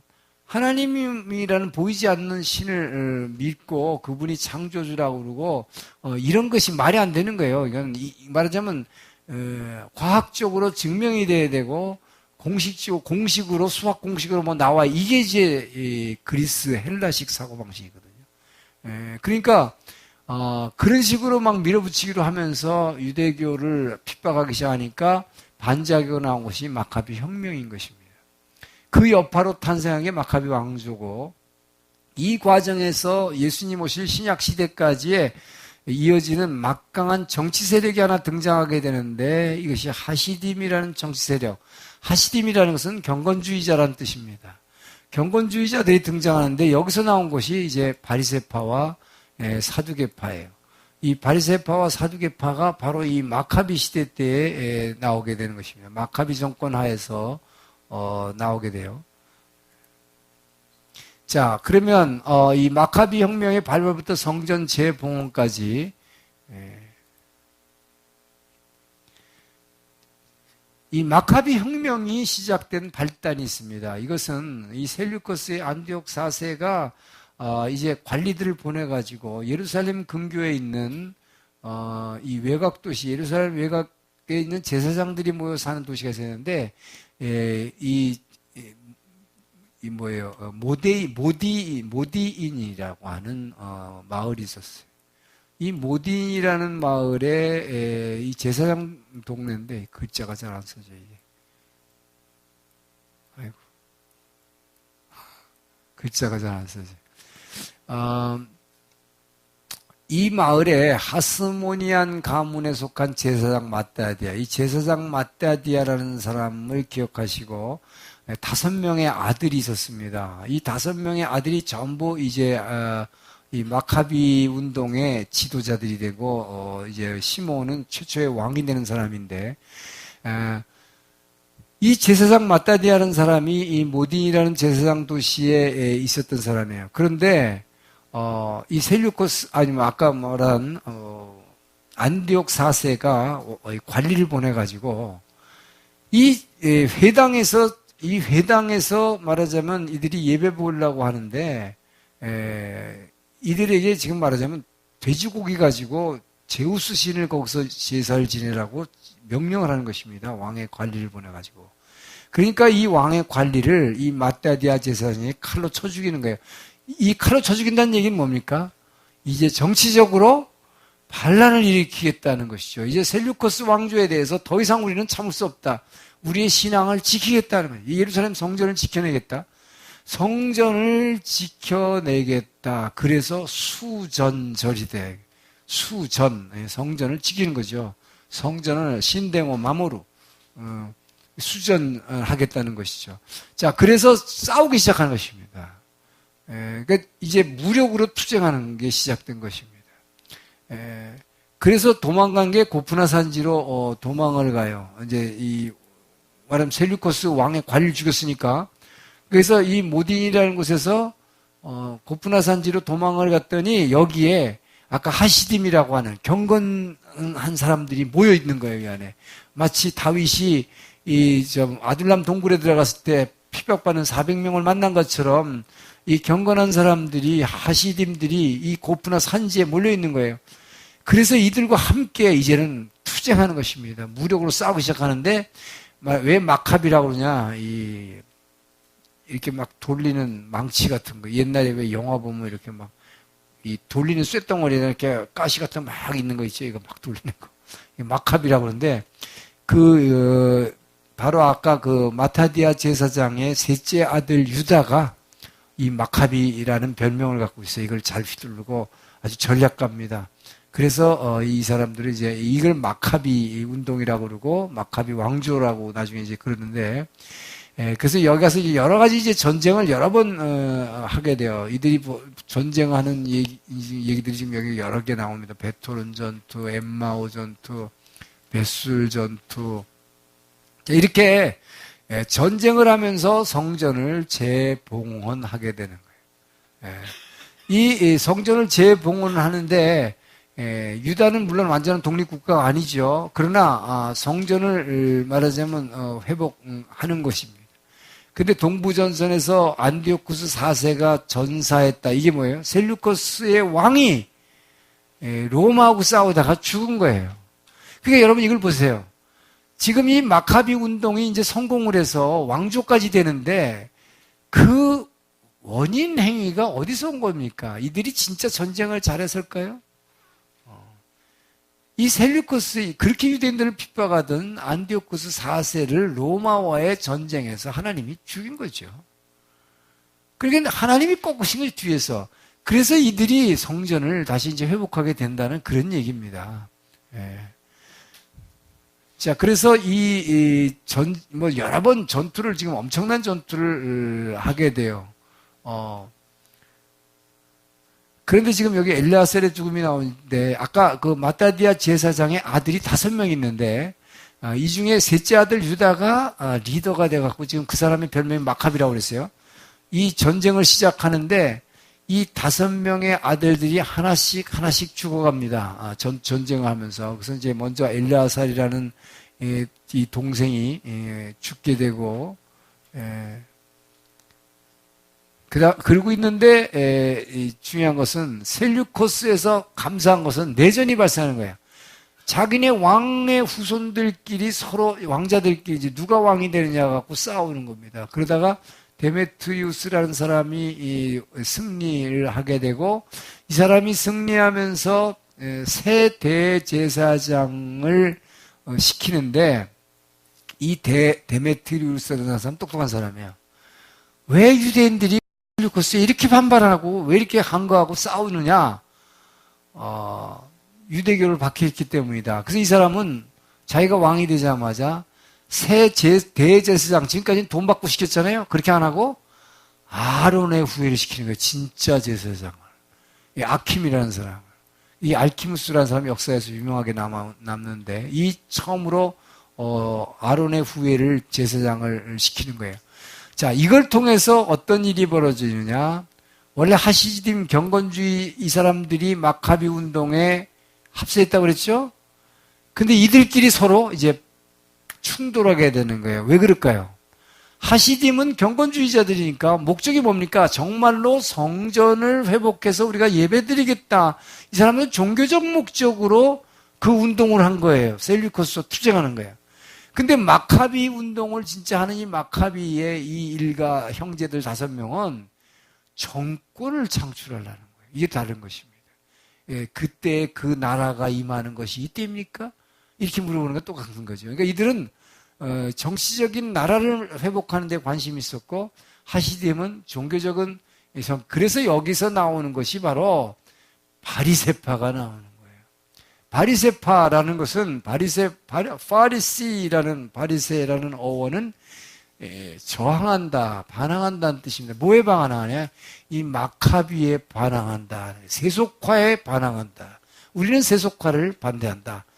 어디까지나 참 우리는 신앙을 지키기 위해서 이 운동을 하는 것이지 정권 만들려고 하는 거 아니다. 여기에서 바리새파가 이제 등장했다는 것입니다. 예.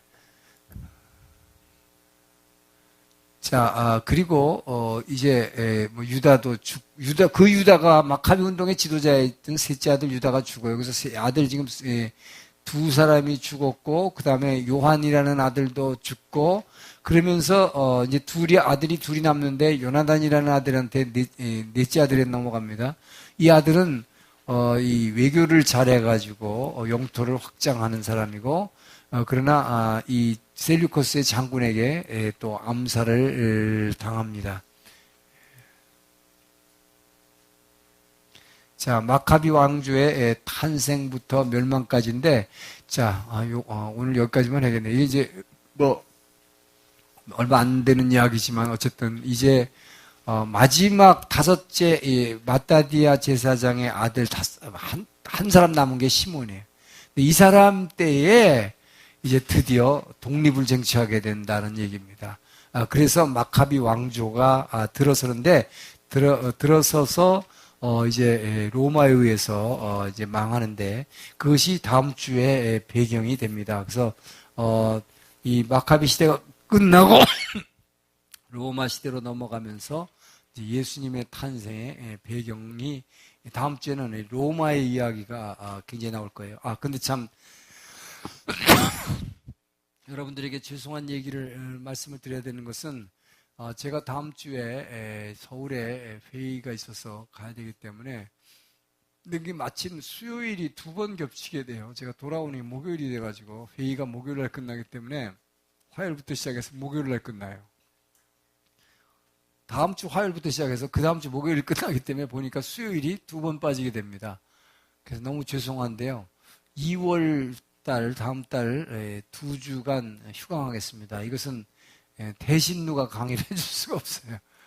그래서 2주간 휴강하고 갔다 와서 이제 로마 시대로 계속 하도록 하겠습니다. 기도하겠습니다.